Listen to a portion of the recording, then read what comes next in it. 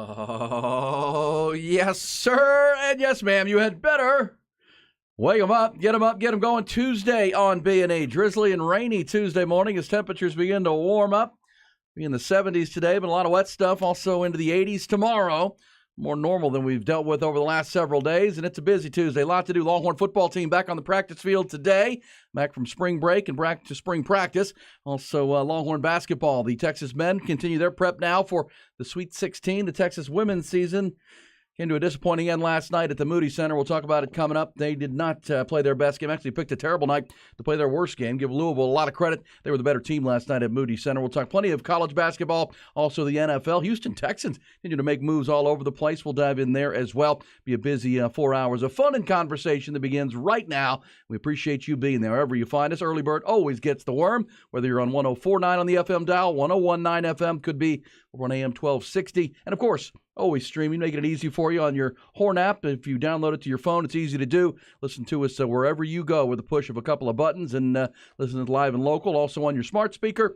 And always, Mr. Godbolt, at our website, streaming live and local at hornfm.com. Good morning to the soldiers at Fort Hood, Texas, the soldiers in the state of Texas, and all those that fight for us each and every day. Thank you so very much for the job that you do. It is appreciated.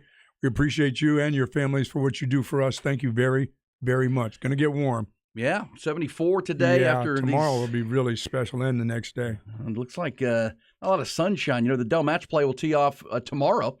Group play. Today's Tuesday, obviously. Wednesday they play. Normally a PGA Tour event is 4 days, but because of the match play format and the top 64 players in the world descending on Austin, they'll tee off tomorrow in group stages, right? Yeah, they'll get their sponsor round in today. Yeah, they'll play the practice round today ahead of the group play tomorrow. Scotty Scheffler, 9 of the top 10 players in the world will be a part of this, and the groups are now the four-person pods or groups were announced yesterday. Scotty Scheffler, the world number one and defending champion of that tournament, but looks like it'll be kind of a cloudy week. Could be really windy on Thursday, it looks like, for the Dell Match Play, the final Dell Technologies Match Play out there at Austin Country Club. So make your plans to get on out there. But sun's supposed to come out this weekend, but warming up this week, and then rainy today, though. Which means clouds, which means humidity probably on Wednesday. Yeah, and the winds have shifted. We've got this north wind, which has kept the temperatures down and unseasonably cold through the weekend. That's going to shift from the south now, and here comes the warmer, moister, moist, of course, your favorite Love that word, moist air to get this thing cranked up. But, yeah, the only player in the top 10 in the golf that's not coming to Austin is Justin Thomas. Justin Thomas will not be playing. And I don't think he'll be playing next week either. He'll be ready to just go to the Masters. I don't know. What's up with Justin Thomas? He played early in the season. He played a lot of rounds early. Yeah, Jordan Spieth will be here. Looks like Jordan nearly won the event in Tampa this weekend, but finished kind of poorly for him, went in the water on 16, and but played good. So Jordan comes in. He'll play again this weekend. Likely be off next weekend, and then play in the Masters. Yep.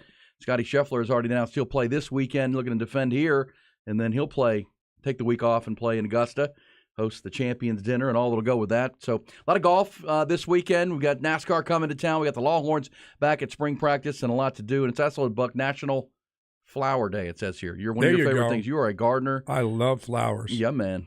I'm making my fine little garden, as a matter of fact. This weekend will be it for me. That'll be it. No more gardens on the property.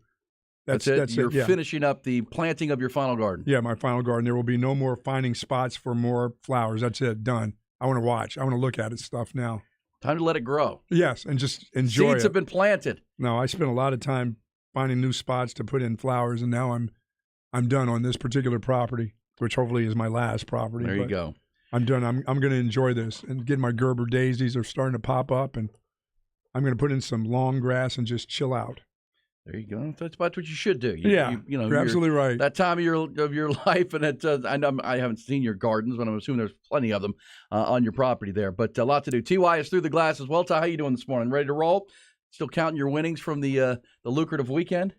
Yeah, no, I'm a little tired this morning, but I'm ready to go. Okay. There you go. All right. So yeah, it's gonna be a wet one today. Be careful out there. The one of those mornings where it's not raining much, but the streets slick. are wet, so they've got that little puddled fog that's popping up. So you'll be dealing with that as you get up and out this morning. Pretty much a pretty different shift from what we've been dealing with weather-wise through the cold weekend. It was cool yesterday. I don't want to say cold, but that north wind. Yeah, it was unseasonably cold for March. We're like, what's going on here? Putting on jackets and whatnot late into March now as we get this thing. It doesn't feel like golf season, but it will be out at Dell Match Play as we get this cranked up. All right, let's get to the headlines, trending topics to get you started. Make sure you're fully in the know and aware as you get up and out this morning. UBO Business Services brings it to you. Start with college basketball, and not a good night at the Moody Center for the Texas women. They only lost 2 games all season long at Moody Center on their home floor, but last night they played one of their worst games of the year. Their season comes to an end with a 73-51 loss to 5th-seeded Louisville in the second round of the NCAA tournament. After an even first quarter that saw the teams tied 16-16, it was Louisville that really took over the game there. They suffocated on defense, especially taking Texas point guard Rory Harmon out of the game. They created separation with a 21-7 second quarter and then remained in control on both ends. The rest of the night to advance, they'll go to Seattle to play 8th-seeded Ole Miss in the Sweet 16 on Friday. Longhorn season comes to an end at 26-10. They were the regular season champions of the Big 12, but disappointing for head coach Vic Schaefer. I need to apologize to the University of Texas for today and how my team played, and I'm accountable for that. And I'm the head coach.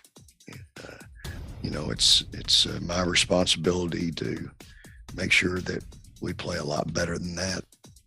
A Longhorn season over. Texas men, meanwhile, of course, their season advances. They're into the Sweet 16 for the first time in the 15 years for the program. They're going to head to Kansas City later this week to face 3rd-seeded Xavier in the Sweet 16. Texas is opened as a 4-point favorite over the Musketeers. They'll meet in the final game of the 8 games this weekend. Of course, Thursday and Friday matchups for Thursday, for Friday. Longhorns and Xavier, the final game, 8:45 on Friday night. 8:15 pregame here on the Horn. A couple of college basketball hires yesterday. Rick Pitino has been named the new head coach at St. John's, leaving Iona.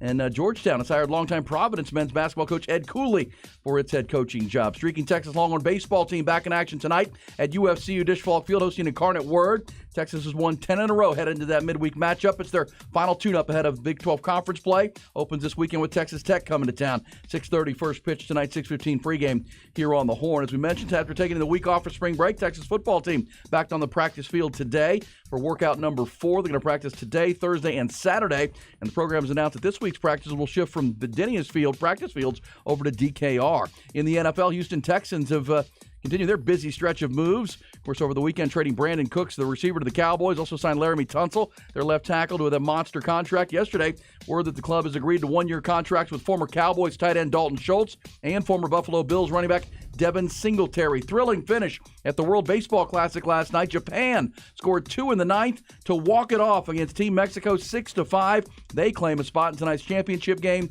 where they will face the USA.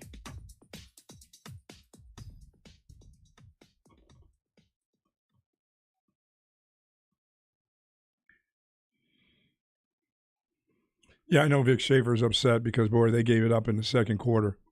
Yesterday, they just overwhelmed them in the third quarter.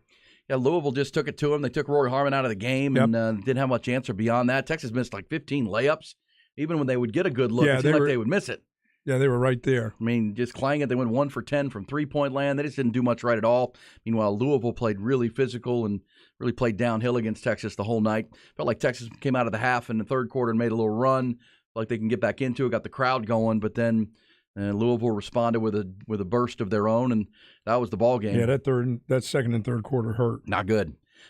So the season comes to an end. Of course, Vic Schaefer and the Longhorn women have been to the Sweet 16 each of the last 2 years.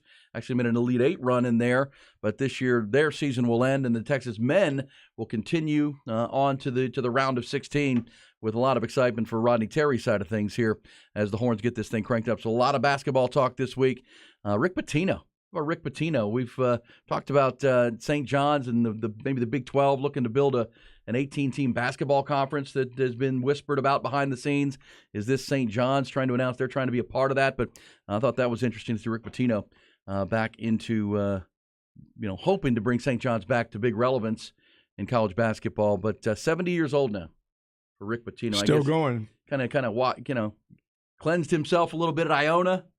Take them to the tournament a couple of times, and now he's going to land at St. John's. But college basketball on the brain for sure. Back in the city. As we get this thing cranked up. I mentioned Texas is a 4-point favorite over Xavier. And, Ty, what did you tell me yesterday? The Longhorns, of the 16 teams remaining, the Sweet 16, as they call them.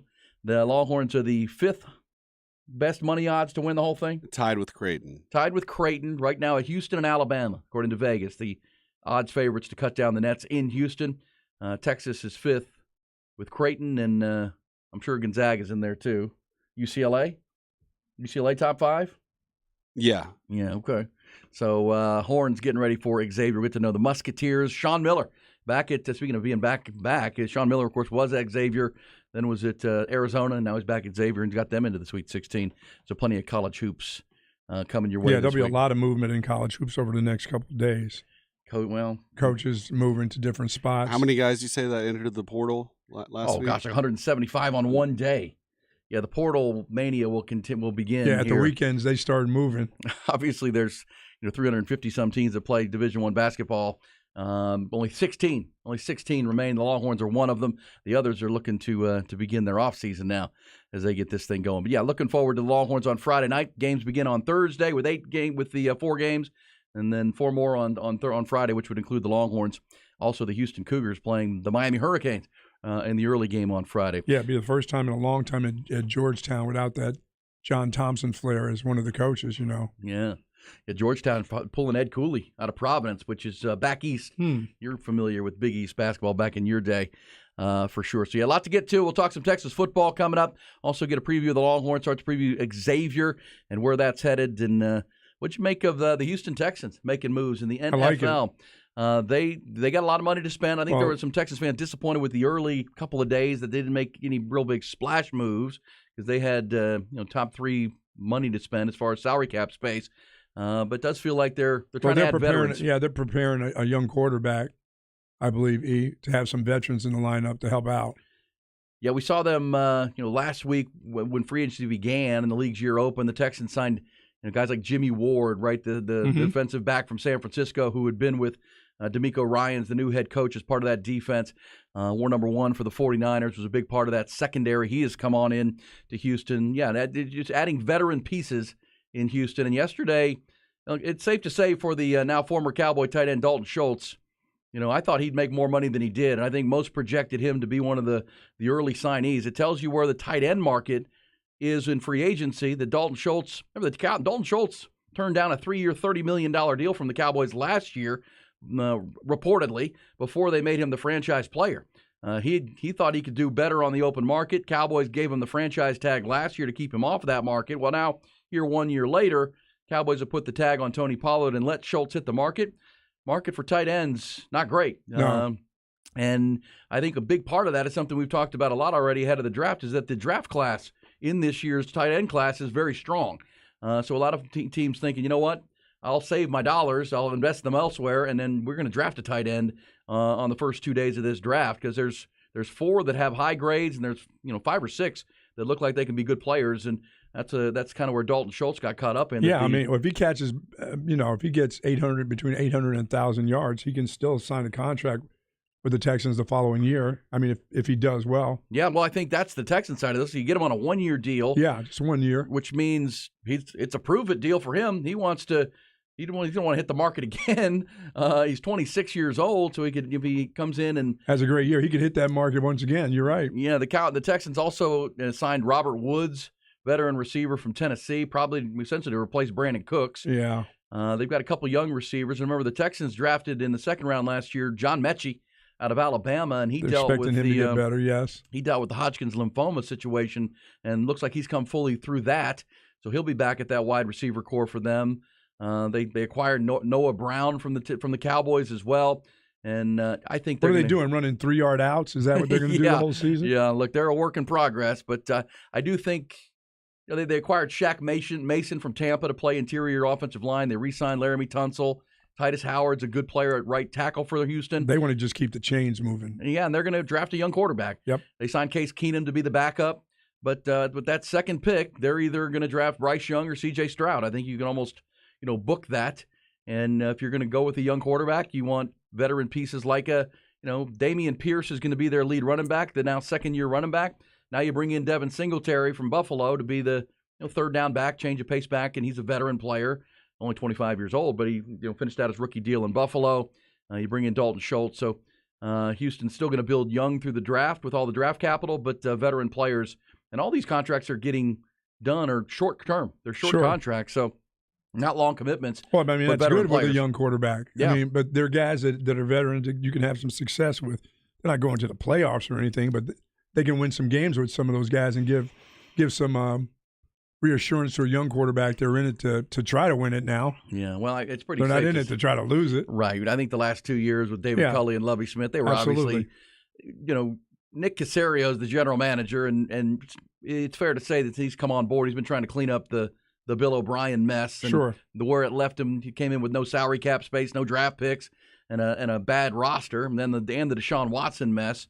You had to deal with the Deshaun Watson thing. You had to rebuild fix the salary cap essentially, let some guys go and get yourself right there and acquire from some draft capital, which they've done. Obviously, it feels like this is the offseason where they're beginning to push to bring in veteran players, draft some young, talented, foundational kind of players, and go from there. And obviously, you got to hit quarterback. Yeah, and on the other end, I think the Cowboys are in it I think they're going in a real positive direction in what they're trying to do. But then again, now they got a new play caller, so are they really in it? We'll see. Well, he's their head coach. Yeah. He is Mike McCarthy. I mean, frustrating for the Cowboys because obviously last year they kind of sat on their hands through the offseason and traded Amari Cooper and kind of felt like they were there, and then the Eagles passed them up because the Eagles were really aggressive last offseason, acquiring A.J. Brown and C.J. Gardner-Johnson and others, and of course they ended up in the NFC Championship game and into the Super Bowl where they lost to the Chiefs. Went past you to win the division. Cowboys trying to, catch back up to the Philadelphia Eagles, I think is the way to put it now. And I do like what the Cowboys have done. I mean, I think going into free agency, things have gone as well as you could have imagined. I agree. To keep the defensive pieces that they kept in Leighton Vander Esch, Donovan Wilson, and locking up some guys, and then acquiring Stephon Gilmore, acquiring Brandon Cooks to bring a veteran receiver. And I won't be down at them if they decide to get another offensive lineman in the draft. There's nothing wrong with that. Well, they've got the 26th pick in the draft, and the Cowboys have done a good job of building through the draft. This is where I think Cowboy fans have wanted Jerry Jones in the front office to go. Okay, we understand. Let's draft and develop our own. Well, you can also dabble in the market. You can also add pieces that can help your football team, and I think the Cowboys have done just that. The Brandon Cooks move is a good example, and so is Stephon Gilmore. Both are very similar. You're going to pay both guys about $12 million this year. Mm-hmm. They're both veteran players. One's 29, one's 31. They've played a lot of football, but they're not going to come in to be asked to be Pro Bowl players, right? You're expecting CeeDee Lamb to be your Pro Bowl wide receiver, your number one guy. He showed the ability to be that this past year, but in the end, when it got down to the 49ers game in the playoffs, he was the only weapon on the outside. That was the only guy that scared anybody. Well, Michael Gallup back healthier, Brandon Cooks on this team, other pieces you can draft it through the draft. Tony Pollard has been franchise tagged. There's a lot of buzz about taking a running back like a Bijan Robinson potentially. That would be obviously the cherry on top of a great offseason if the Cowboys could land a player of that caliber that could bring impact on the offensive side, because the Cowboys have told you where they're going. They're going to build around Dan Quinn in the defense. They're going to build on what he's done to make that the best side of the football. And even Mike McCarthy has said part of the reason for the divorce with Kellen Moore, the offensive coordinator, is he obviously wanted to run the ball more. They need to give the defense a break. Yeah. And so they've tried to solidify the defense, add another piece in Stephon Gilmore, and kind of like an offense, Stephon Gilmore's coming in to be the second corner. Trayvon Diggs is the Pro Bowler, right? And those are nice veteran pieces that can solidify a football team and not have unproven players opposite CeeDee Lamb, opposite Trayvon Diggs. Those are proven commodities in this league. Well, yeah, I think those two cornerbacks are guys that, you're talking about guys, they're chancy players. They'll take chances. They'll have interceptions. They may get burned every once in a while, but you've got guys that can absolutely play at the corners now. Long, rangy. Oh, yeah. Now you can sick that defense on quarterbacks now. We know they have one of the better pass rushes in pro football, right. And obviously Micah Parsons, is emerging as one of the best players, period, in the National Football League. And harassing quarterbacks is his specialty. They're going to unleash him to do that. But, yeah, I do like what the Cowboys have done. Texans are at least trying to compete at this point. I don't think I thought the Eagles would get, when teams play in the Super Bowl and get to the Super Bowl, you then start losing players, a lot of players. I thought the Eagles hung in there pretty good. Lost a couple, but, kept some key ones, and they'll be back. I think mean, right now you could argue that those are the most complete two teams in the NFC. Not taking anything away from the San Francisco 49ers, but they don't have a quarterback right now. No. I don't know what they're doing at that position. We know they're talented, but they've also had some attrition on their football team with Kyle Shanahan. But yeah, I mean, if you're looking for fewest questions, teams with the most, talented rosters in the NFC completely, I think Eagles are one, and I think the Cowboys have put themselves right there. I would agree with what they've done this offseason so far. Now, look, the 49ers have beaten them twice, back-to-back years in the playoffs when it matters most. Those January losses this year in San Francisco, last year in But you've got to see who the quarterback is and how he plays. Yeah, you don't know what they're going to be right now. But they would be right in there, San Francisco, as far as overall talent goes. And that tells you what we've talked about. With Aaron Rodgers eventually going to end up with the Jets, the shift of quarterbacks to the AFC, the migration of the great quarterbacks to that conference, the NFC is completely open. It's anybody's ball game. And, this is where if you're a Cowboys fan, you got to be excited that you're going forward here. You're adding veteran pieces like that. But I do think the Cowboys are doing it in an economical way. They're doing it in a smart way, giving up fifth-round draft picks to acquire veteran players to build around their young core. And, draft is now going to be for the Cowboys to add best players available. Yeah. Good young players to this team. Yeah, like the running back from Texas, if he's available at that time, for a guy who wants to run the ball. It says, watch out for those fighting Dan Campbells. Yeah, look, when there's no doubt. When there's if the Cowboys and Eagles are the most complete teams right now, there's going to be a team we're not talking about that's going to come out and surprise you, and that could be Detroit. I mean, that sounds silly because it's the Detroit Lions and they've been so bad for so long, but just over the weekend, the Detroit Lions acquired C.J. Gardner-Johnson, who had been with Philadelphia. Help out that secondary, which was weak. Yeah, they were 30th out of 32 teams last year, the Lions, in pass defense and pass yards allowed. Part of the reason they didn't make the playoffs is their defense. They got in all these shootouts, and they couldn't stop people.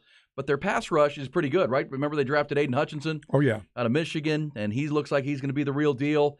And the other thing about Detroit is if they fix their defense, right, and they add pieces to fix their secondary most specifically, the offense is good enough, and they can be a team to watch for because that's going to divisions that are wide open. With Aaron Rodgers leaving the Packers, Bears are looking for, going to build around Justin Fields. Vikings are the Vikings.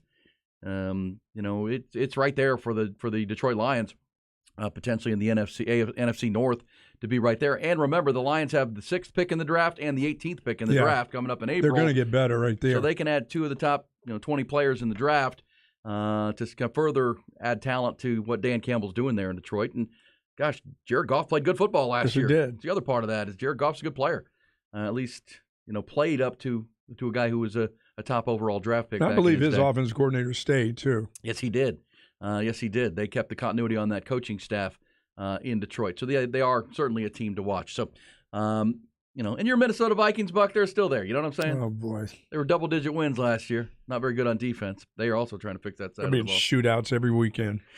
All right, we'll get back into some football. Longhorns are back on the practice field. We'll get into some of the storylines emerging. I want to talk to you about, remember you told us last week during spring break that when you were playing at Boston College, you went to spring break in Daytona Beach and all those stories. How was practice when you got back? Terrible. How did that go? Oh, my God. It was like pulling teeth. Oh, man. That first day on the field was just guys in the corner throwing up. I'm wondering how they were going to – I mean, the second practice was fine. The first one was – I mean, you got to go into it understanding where the guys are coming from. You can't – coaches just expect guys to go home, visit mom, you know what I'm saying, hang out, get some home-cooked meals, and then come back. No. These are young – No, strapping lads. They're headed to Muscle Beach. Muscle Beach. Winter workouts been going on. They'll come back with all the different kind of new drinks that are out there. Oh, boy.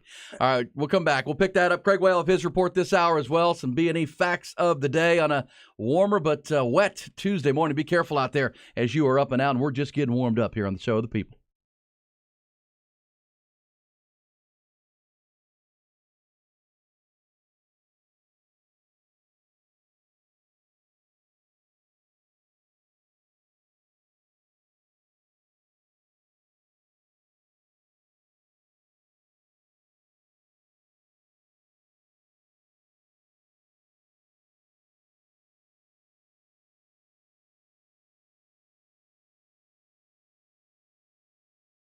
Callahan's General Store, folks. Listen, 45 years.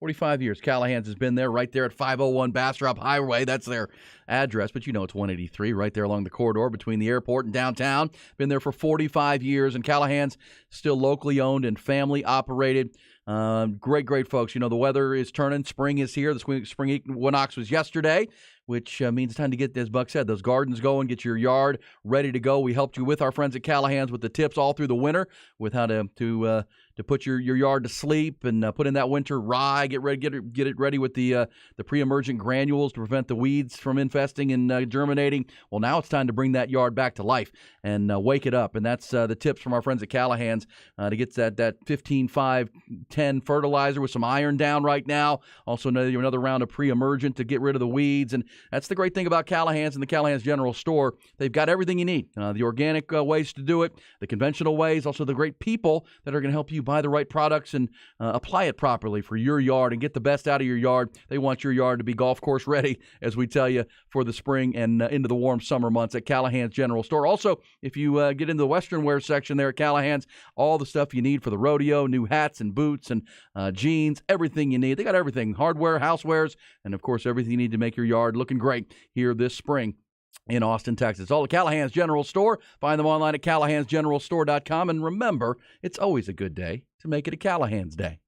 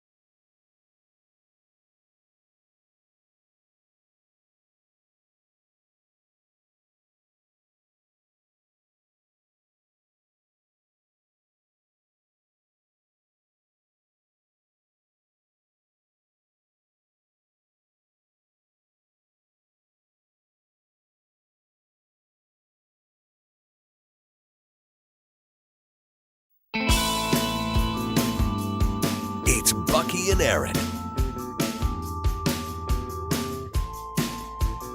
Tuesday on the Horn, B&E with you. Longhorn women's season comes to an end last night. It's a disappointing game, and give Louisville a lot of credit. They brought it to the Longhorns on their home floor and really dominated that game from the second quarter on. Louisville advances to the Sweet 16. Texas men, of course, beginning to prepare for Xavier. They'll play Friday in the Sweet 16. We'll hear from Craig Way coming up in the Craig Way Report. Longhorn baseball tonight over at the Dish, 6:30 with Incarnate Word. And Texas football back on the practice field. Interesting that they are shifting, Buck, from the Denny's practice field where they were for their first three practices of the spring ahead of spring break, and now they're going to be at the football stadium. Yeah, I mean, for today. a lot of new players that are with the team, that gives you that little pick-me-up. And I'll say this, when I was at Boston College early in my career, the coaches enjoyed when guys went to spring break and threw up and all that stuff. And then I got with John Makovic, who was more sensible. You know, the staff wasn't as young. After the second year, we quit trying to, when they came back, enjoy watching them throw up because we couldn't get anything accomplished. So you'd come back that first 2 days, and that after year number 2, he said, you know what, we're going to do walkthroughs and things like that on when they come back. We're not going to sit there and watch them throw up. We don't get anything done. And so why practice if you don't get anything done? Watching guys puke doesn't do anything for you, you know? When the guys come back, 12 pounds overweight because they've been eating shrimp and, burgers and drinking a bunch of beer, you get out there, okay, that's good for you. You kill them, that's fine. You got to practice the rest of the time with you. You want to accomplish something every time you're in the field, and watching them throw up wasn't accomplishing anything. Now, Boston College, early years, it was great to just point at them and look at them puke in the corner. But after a while, smarter coaches, when I got with an older staff, they were like, no, dude, let's just do walkthroughs. Let's just smooth them into it. We'll get to them later and talk to them about, what our expectations were. But if you don't get anything accomplished, that's just a waste of time.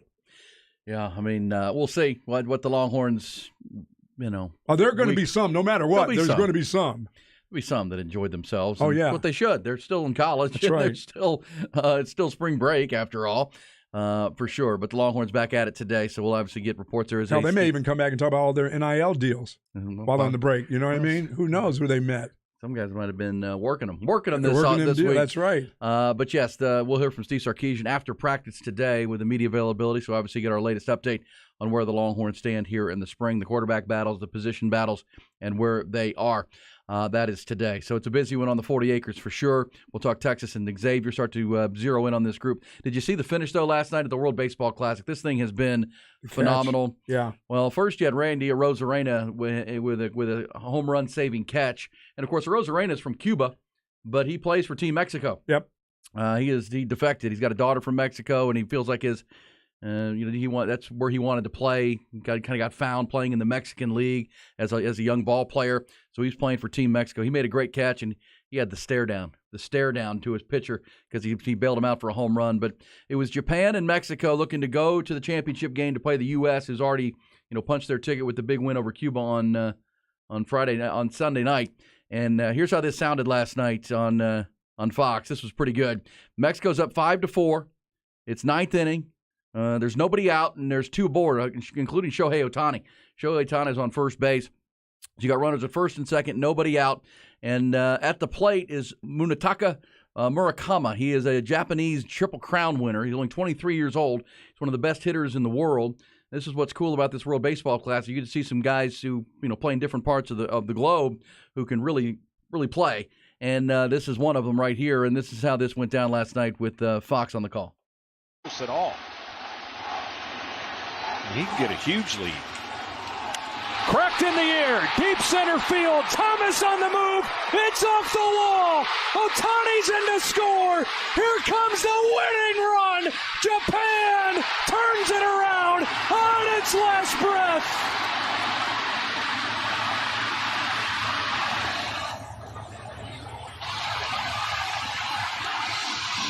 Man, huge crowd there, and I don't know how he thought he was going to sneak that pitch by him. I put it right down the guts. Yeah, 94 miles an hour right down the middle. Yeah. Stayed up over the heart of the plate, and Murakami drilled it into dead center up over the center fielder's head and scored both runners.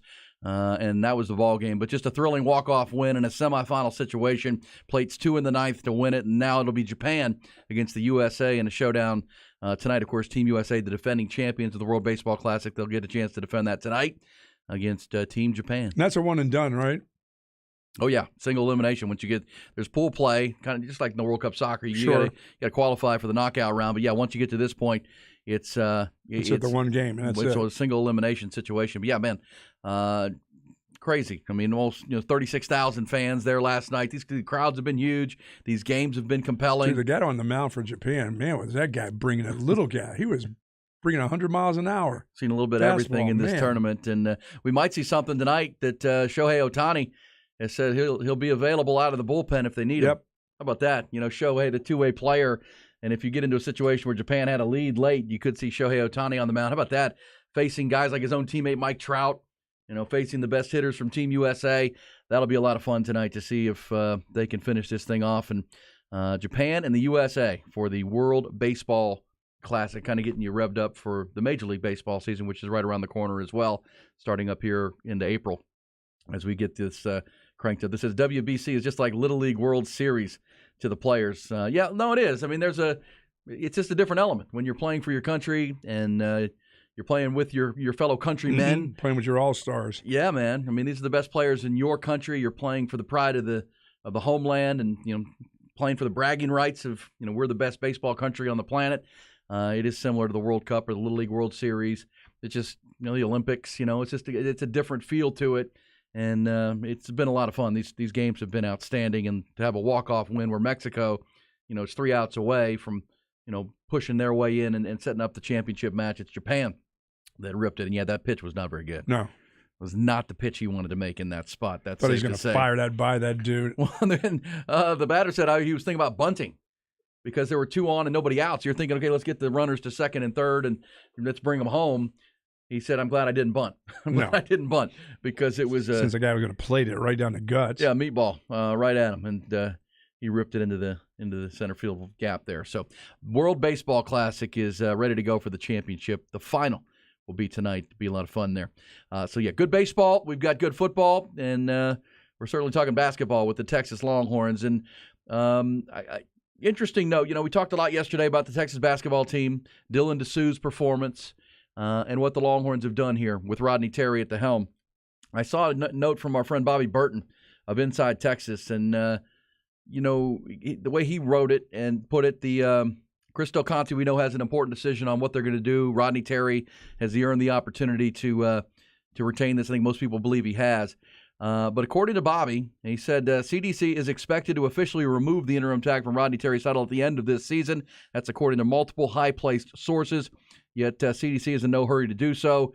It's clear this part of this team's motivation is performing for Terry to earn him the job at Texas. Naming him the permanent coach at Texas today can make for a feel-good story for a day or so, but winning the NCAA tournament is the lasting prize, not only for Terry, but for the players and Texas and the athletic department. So maybe it's already been decided, but Bobby points out that, Chris Del Conte has never fired a coach at midseason or hired a coach at midseason because of poor performance. Now, this one was a different circumstance with Chris Beard. We know that. That was an off-court situation. But, I mean, to the point where Texas men's tennis coach Bruce Burke, remember when he received the interim tag during the Varsity Blues scandal that went on? And they went on to win the national championship, if you remember that. And then Burke was named the full-time head coach after the season. But even in that case, it was all the way until the season was over. That's been in the way of Chris Del Conte. You wait till the full season is done to handle any business like that. But according to Bobby Burton at Inside Texas, that according to multiple high-placed sources, the decision's been essentially made that they're going to hire Rodney Terry. But which, at this point, I don't know how you make any other decision if you're Texas. He's done such a great job, and players love him, and the alumni loves Rodney Terry. And as you said a lot yesterday, it's not like he's a newcomer. No, he's been around this place. You know him as a person. Yeah. And, he's doing a heck of a job. And now the goal and the mission is pretty simple. Let's go win Friday night. And then, you're playing these two-game tournaments now until you don't. They handle their business in the first round. You played a 15 seed and a 10 seed. Well, now you're going to play a 3 seed and possibly a 1 seed is what the task is for the Longhorns. And not to dismiss Miami, who is the 5 seed that's there, because the Midwest bracket is the 1, the 2, the 3, and the 5 is what's headed to Kansas City this weekend, or this Friday and Sunday.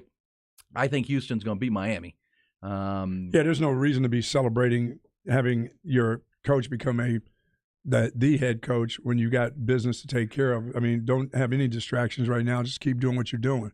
Yeah, I think you're right. I mean, I think that makes sense. Just don't do anything. No, knowing just keep that playing. You're planning you'll make it official when it's time, because at this point, even if they were to lose Friday night, the season would officially be over. Right. Then you can make that decision and make that official.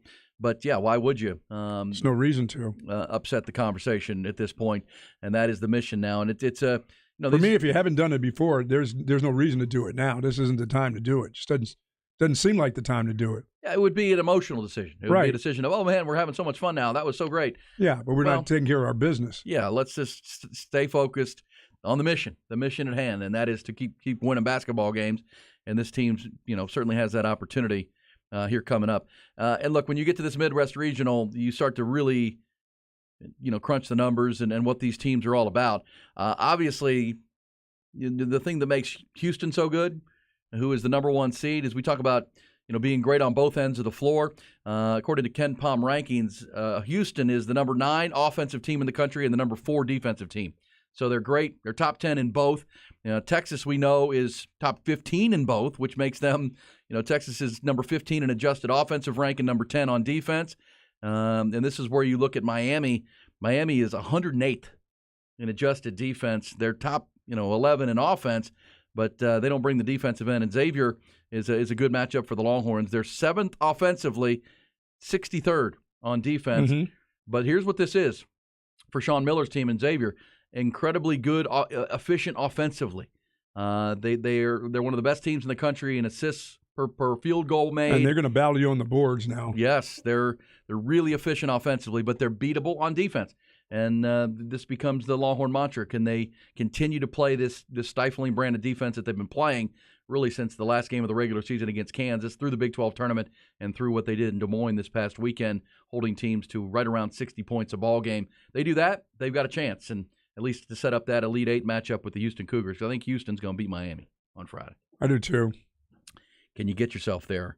And what a matchup that would be. So obviously looking forward to the Sweet 16, and that was just Bobby Burton's note that decision's been made. Just we'll wait till we need to make the official announcement with Rodney Terry, which is good to hear. All right, we'll come back and pick up these conversations. Plus, in our coach's corner this morning in our 7 o'clock hour, Buck, did you hear what Jimbo Fisher said yesterday? The Aggies, by the way, the Aggies of Texas A&M opened up their spring practice yesterday, their first one. And afterwards, Jimbo Fisher was asked, would he be calling plays or would Bobby Petrino, the new offensive coordinator, be calling plays? You think this would have been answered?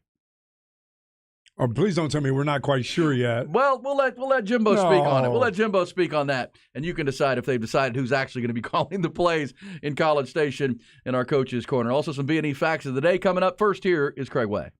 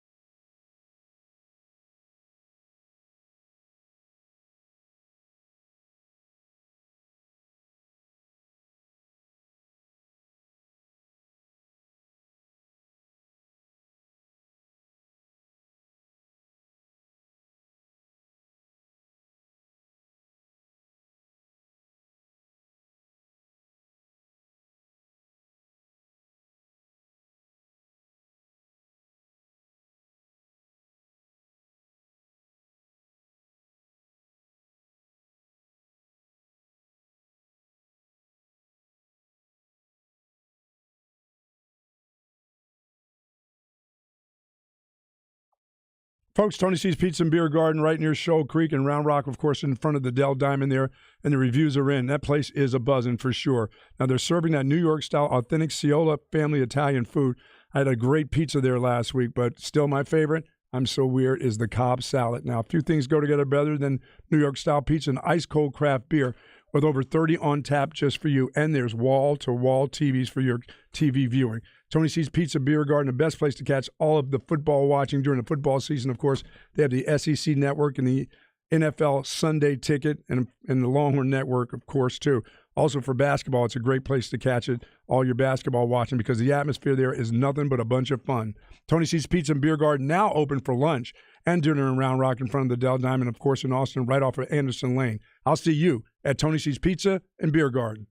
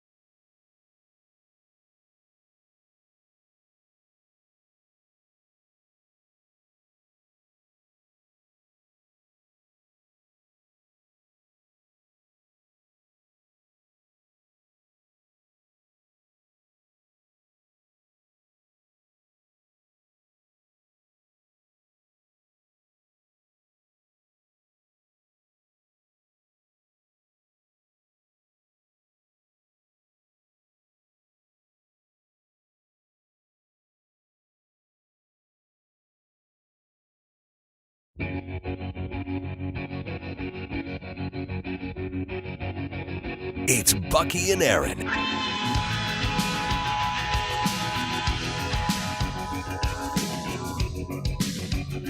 B&E on a busy Tuesday. Be careful out there. Slick streets as you're up and out. Temperatures warming up into the 70s today, 80s tomorrow, and the rest of the week. A lot of clouds, though, it appears, the rest of the week. Not rain today, maybe even tomorrow, but mostly just clouds into the weekend. As we roll it on, talking a lot of basketball. Just heard Craig Way. That was interesting to hear Taylor Jones, the player for Texas, saying we just weren't ready to play. Just weren't ready to play. You hear Vic Schaefer coming up at the top of the hour. He took ownership of it. Not sure why his team wasn't ready to go last night as they got hit in the mouth pretty good by Louisville. Did they not know it's the tournament or something? I know.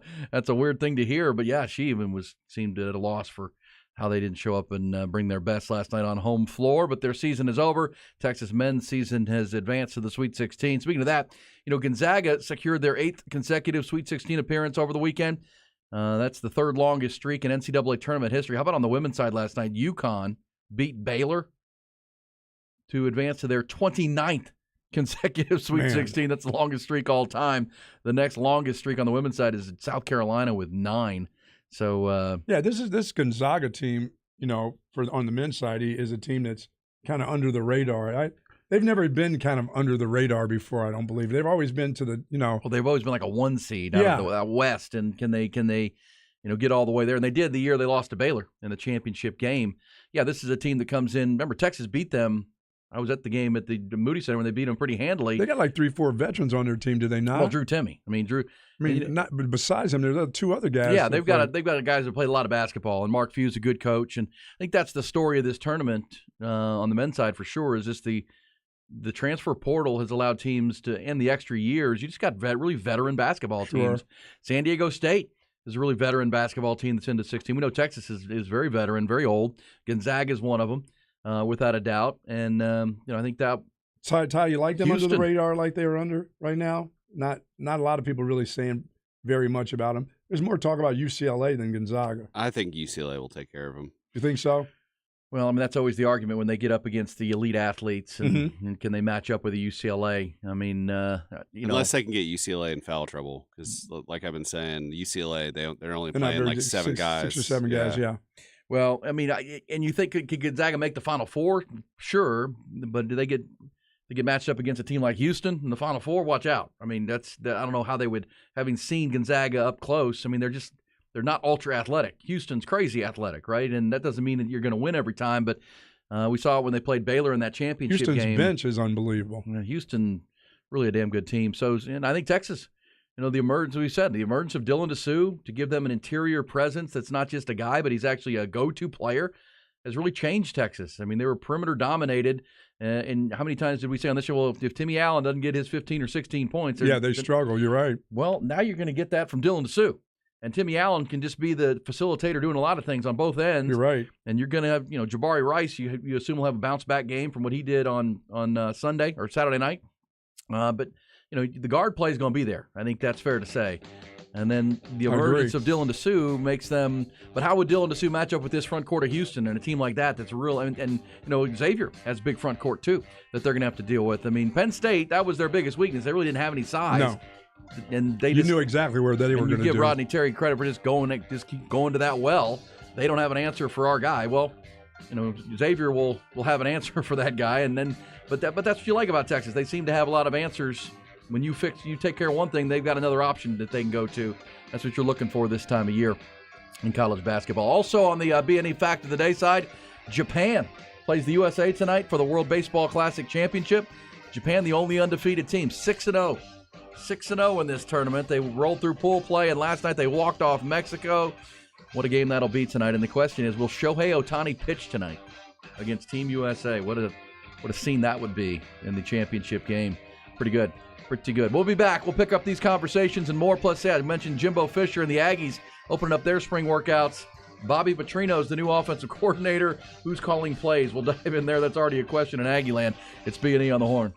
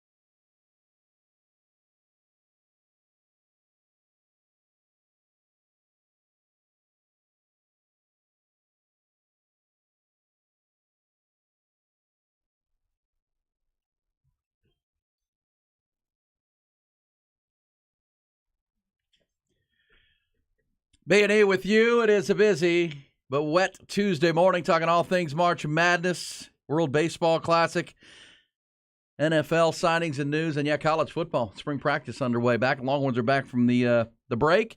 Aggies are underway down in College Station. We'll talk plenty of college football as well because that season never stops. I'll tell you what. There's a place that I would love to be at for spring break football, and that would be with the University of Alabama and Nick Saban. That he must be a mad son of a gun right now. After the last 2 years, that's passed by Georgia. Oh, that would be great coaching and a great atmosphere to be in.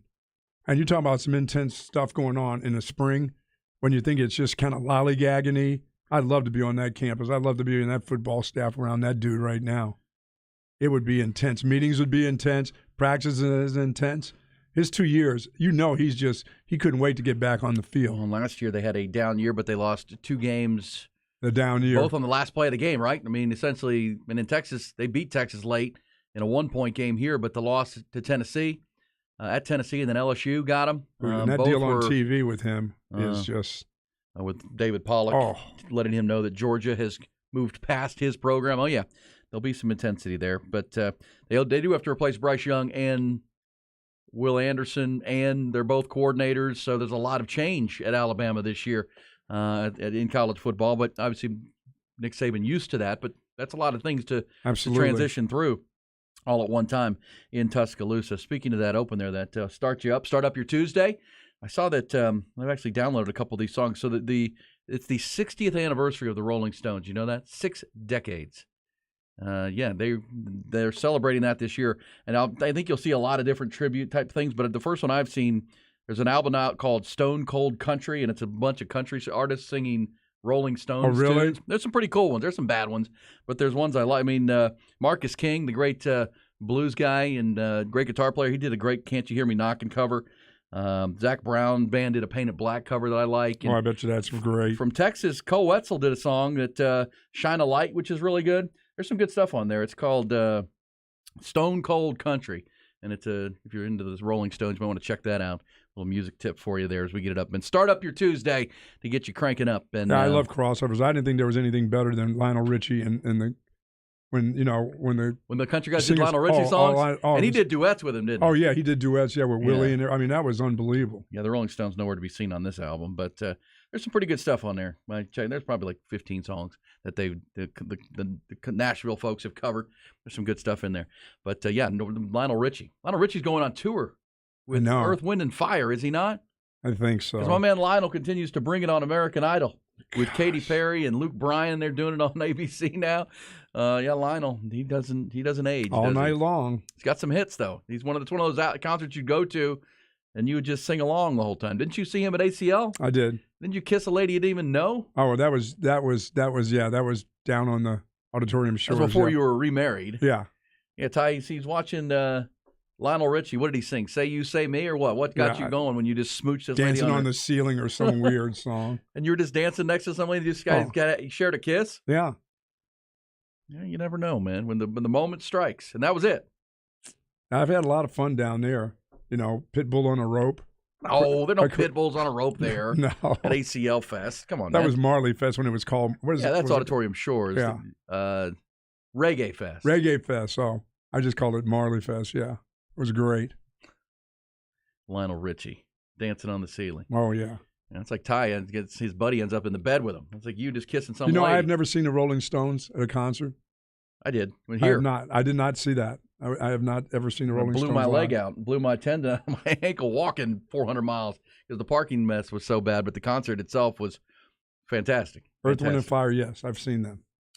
Yeah, so check that out. Got the Rolling Stones. We got Lionel Richie on the brain. We got football on the brain. Let's dive into your headlines, your trending topics to tip off your Tuesday morning. UBO Business Services brings it to you. Start with the college hoops. And, on the heels of that Texas men's victory on Saturday night and a move into the Sweet 16, a lot of anticipation last night that the Texas women could follow suit.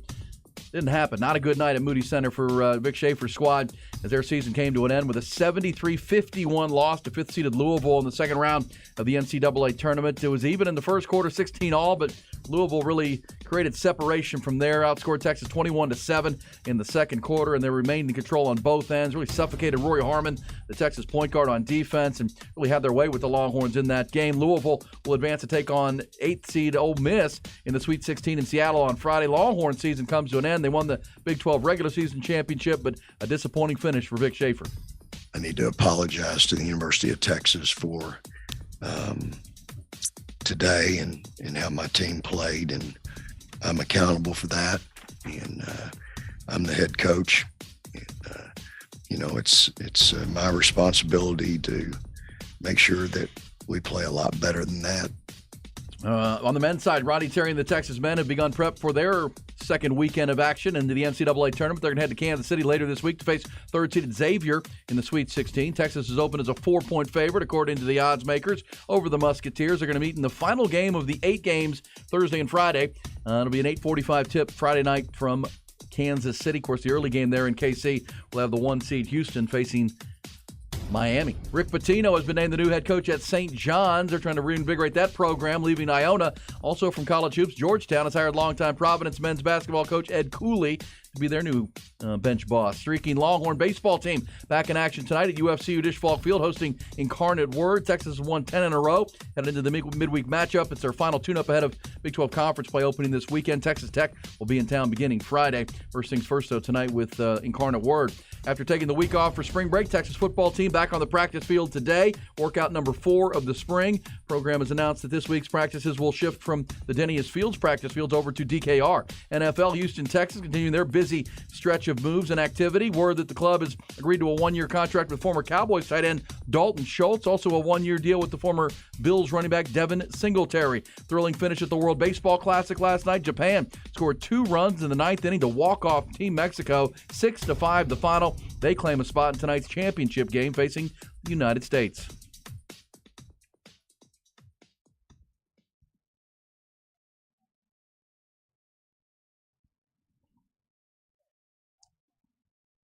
On the text line, Phil wants to know, was Rodney Terry or Chris Beard coaching when they beat Gonzaga? That was still Chris Beard.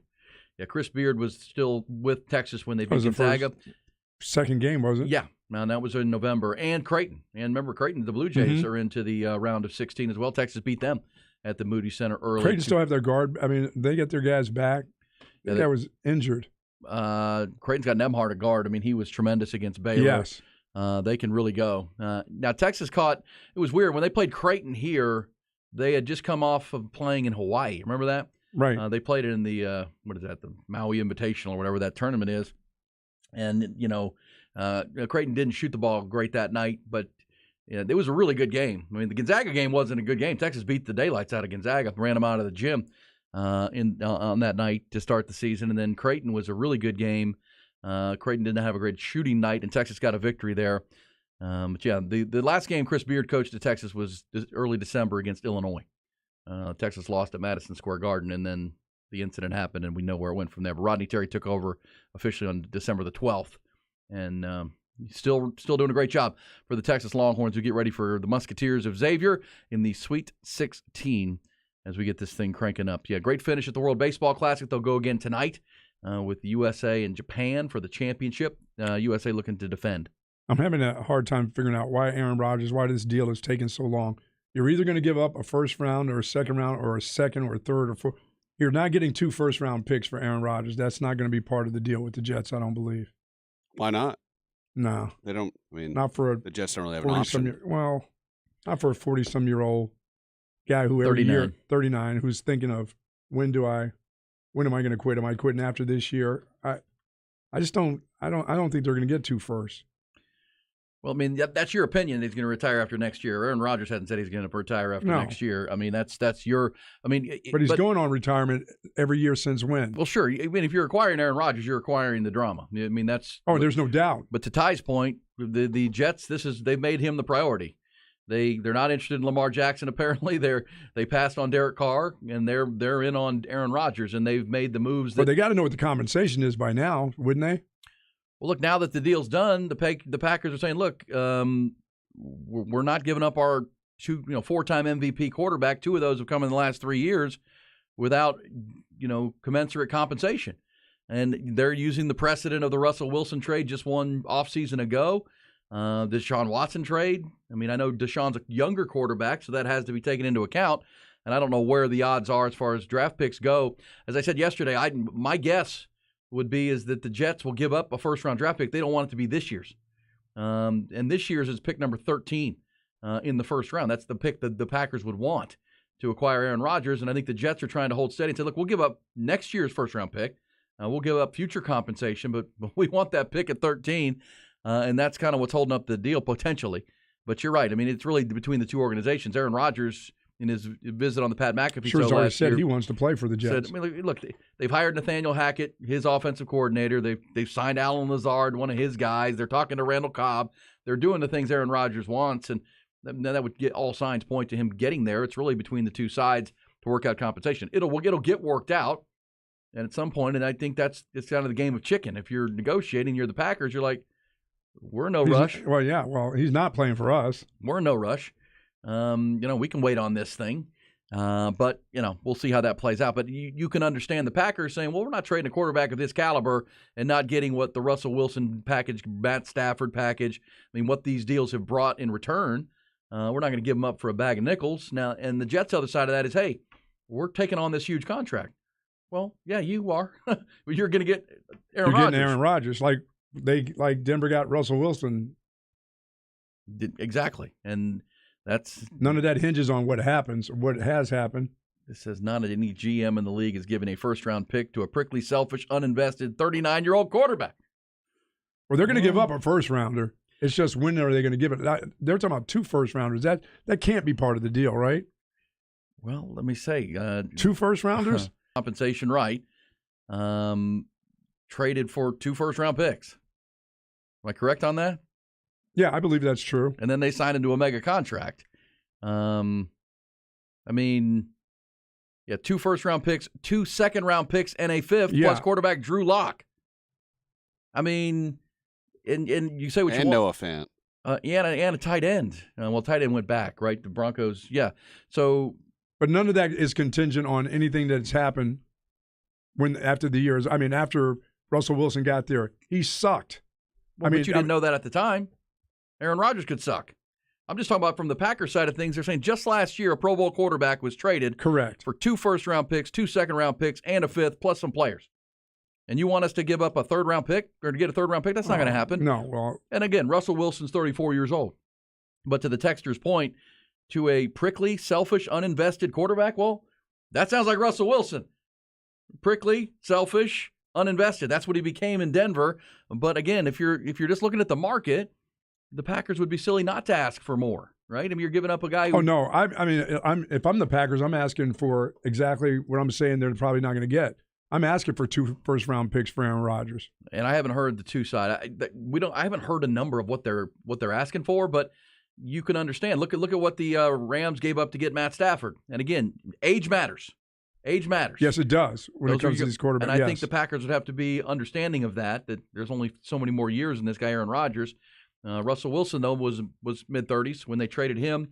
So they'll work it out. It'll get done. I mean, it's really just organizations negotiating at this point. Let's dive into our Coach's Corner. It's brought to you by our friends at Audio Visual Consultations, avconsultations.com online.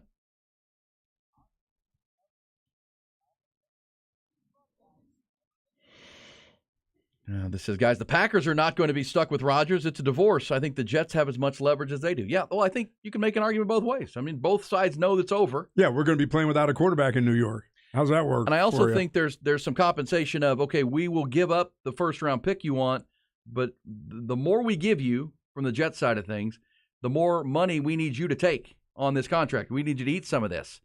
If we're taking on the entire contract, then that's going to have to minimize what we have to give up to get it, because you're trying to get that contract off your books, make it worth our while. And think about it with the Matt Stafford trade. The Lions were willing to take on Jared Goff's contract. That was big in that deal, that the Rams couldn't have made the deal if the Lions weren't willing to take on the contract of Jared Goff, which they did, plus the draft pick compensation, which it's worked out good for the Lions because Jared Goff's become a pretty good player for them at the quarterback position, and Matt Stafford and the Rams won a Super Bowl. So those negotiations will be ongoing. All right, Buck, let me mention in our Coach's Corner, Longhorns are back on the practice field today. It'd be interesting. They're back from spring break. They're going to the stadium. We'll have a Steve Sarkisian availability after practice today. So tomorrow morning, we'll get to hear from Coach Sark on the progress through the 3 practices and what the plan is moving forward. Also from our Coach's Corner, how about the story down at Texas State?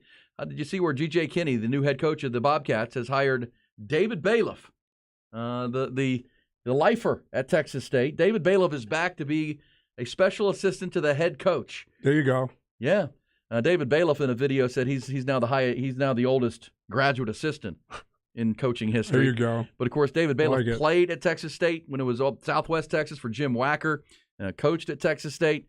That's a cool hire for G.J. Kinney as a young guy making his way as head coach to bring back somebody as solid as David Bailiff. And then there's the Jimbo Fisher story. Can we hear this? Now, the Aggies had their first practice yesterday of spring. They're starting theirs after spring break, whereas the Longhorns went a week and then had spring, and now they're back. Aggies are up and running. And obviously the big storyline for the Aggies is the disappointing season of last year. Began the season ranked in the top 10, and what did they finish, 4 and whatever? New season for them. New season, and a new offensive coordinator with Bobby Petrino hired. Bobby Petrino, former Arkansas, Louisville. Speaking of Lamar Jackson, coached Lamar Jackson at Louisville. Well, he's there to run the offense. So here it is, the first press conference, and you can hear this question of Jimbo Fisher of, well, who's calling plays? Who's calling plays when we get to game day? And what about who makes the play calls? Would that be him or you? Yeah, I mean, we'll go through that as we go. Go back to the back. Plan on him making calls. Plan on him calling plays. I have no problem with that at all. Right side, back. So cagey and weird. It's like, what? Like, that decision wasn't made when you hired to do, when you sat down with him, you're going to be the play caller. Let me hear that again. What did he say? He said, we'll work that out as we go. Is that what he said? Yeah, that's just a little. Give me that hesitant. again, Ty. What about who makes the play calls? Would that be him or you? Yeah, I mean, we'll go through that as we go. We'll go through that as we go. Back to the back. Plan on him making calls. Plan on him calling plays. I have no problem with that at all. Yeah, you do. You got a problem with that because you didn't just say he's going to be our play caller. And that's interesting because what you just said is true. Because most people believe that Jimbo Fisher was forced to hire a new offensive coordinator by the boosters who couldn't afford to fire him because his and that's buyout, not what they want to hear. They want to hear the guy's going to call the plays. You think that's a story in college football? In College Station, like, remember, Jimbo Fisher, the huge contract, they just gave him a huge extension. His buyout was too exorbitant to move off of him. But the push was our offense needs to join the 20th century here. We need to, the offense is way old school. Jimbo's running the same offense he was running back at, Florida State. Yeah, your job, Jimbo, is to make sure that the other things around the university or the kids smoking weed behind the bus doesn't happen. That's what you need to do in the locker room. Yeah, you need to make sure that that's not happening on it. That the team is all together. That everybody's a lot of kumbaya. Giving that up that easy, he's still going to have his hand in it. Yeah, he is. Well, again, play the picture. Forced to do it because he didn't want to do it. It's his program. He's always called plays, even when he was an offensive coordinator for Nick Saban, and then he's Bobby Bowden's offensive coordinator. Then when he's the head coach, he's calling plays. This guy calls plays, and that's what he does. And he's been told that we need a new one because we can't fire you. So, I would think that dude would like to be the figurehead kind of guy and chill around campus. He doesn't. Mm-mm. He wants to be right in the thick of things. He's a head coach. So he remember the coaching search for the new offensive coordinator took a while. This was not a quick process, and there was talk of names like Garrett Riley, Lincoln Riley's brother, who ended up at Clemson, which there were several different candidates, and there was Cliff Kingsbury. What'd you call him, Funsbury? Yeah. Well, that led to conversations that maybe Jimbo's being stubborn about this and isn't willing to concede play calling duties. Well, then you end up hiring Bobby Petrino, and on the first question of the first spring practice, we're not sure who's calling the play. So. That's I just thought I would have had follow. that down over dinner with Bobby Petrino when we sat down and said, "This is how much money you're making. You're going to make $1.5 million here. You're calling plays. I'm going to be the head coach." If you're hiring him, yeah, I don't think you'd hesitate on that. That'll be interesting to follow. Who knows? Maybe mountain out of a molehill so far, but it seems like that would have been an easy question. Oh, Bobby's going to be calling plays. We'll work through that. And then he goes, "I don't have a problem with that. I hope not." Also, do you have a problem with this, that in the days of our quarterback lives here in our Coach's Corner, 2 things. One, at Auburn's pro day, Auburn College, Auburn University, they're having a pro day. And Cam Newton's going to work out. Cam Newton's going to be working out there because he thinks the man with the funny hats? The man with the funny hats. He's going to be throwing at the pro day. Of course, he was the first overall pick 12 years ago in the draft, won an MVP, but he's been out of the league. He's 34 years old, but he says he's going to be working out because, he says, tell me how these randoms keep getting jobs. Ain't 32 these blank. randos. He says there ain't 32 MFers better than me, Cam Newton said. So the randoms. Well, somebody's got to throw to the players. Well, no, he's going to work out. He wants to throw. No, please don't tell me he's doing 40s and crap like that. I don't know what he's going to do. That dude is only throwing balls. That guy's not broad jumping and doing all that kind of stuff. That guy's just going to throw balls to guys doing out routes and post patterns and things. Well, if we see the Cam Newton we saw at the end of his time with the Patriots and then back with the Panthers, he's going to be throwing them into the dirt. Yes. Come on, it's not going to look good. So we'll keep an eye on Auburn Pro Day coming up. And then there's Adam Thielen, Buck. Adam Thielen, who signed a new deal with the Carolina Panthers this week. Nice pickup for the Panthers, right, who have the number 1 overall pick. Who are they going to take with the pick? I will say that Frank Reich, the head coach of the Panthers, at a press conference in which he said, hey, don't make anything about the height thing, because it's been said that Frank Reich, the coach of the Panthers, doesn't like shorter quarterbacks. He prefers a taller quarterback. He said, don't buy into that. We're still working through the process of who we're going to draft. We're going to draft a quarterback. Is it C.J. Stroud? Is it Bryce Young? Is it someone else? That'll be the question. But they have signed Adam Thielen, to which Adam Thielen went on the Pat McAfee show this week and says, candidly, he feels like the Carolina Panthers have a real shot at winning the Super Bowl, and that Andy Dalton was a major reason why he chose the Panthers. Yeah, okay, you're going to help them maybe, but you're not sending them to the Super Bowl, Adam. Or Andy Dalton, no. I know you want to gas up your team and talk good about them, okay, but come on, man. Win the Super Bowl? No. And the big major reason is that you chose Carolina is Andy Dalton?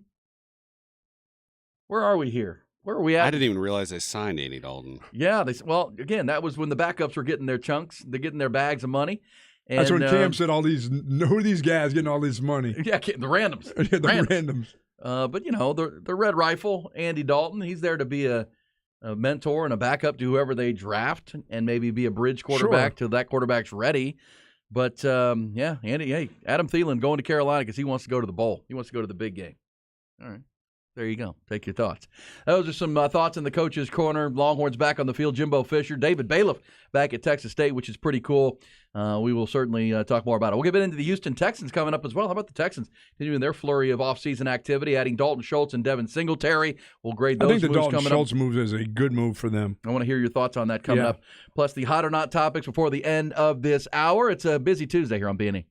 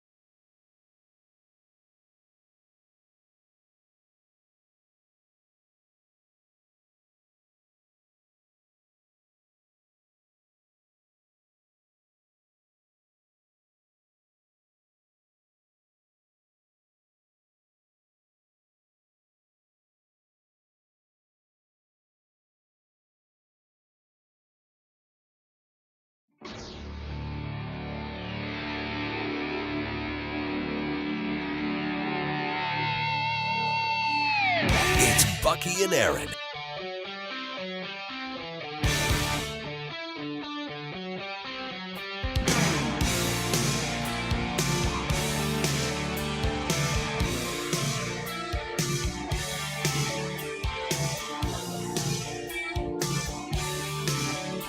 B&E with you as we roll into this Tuesday.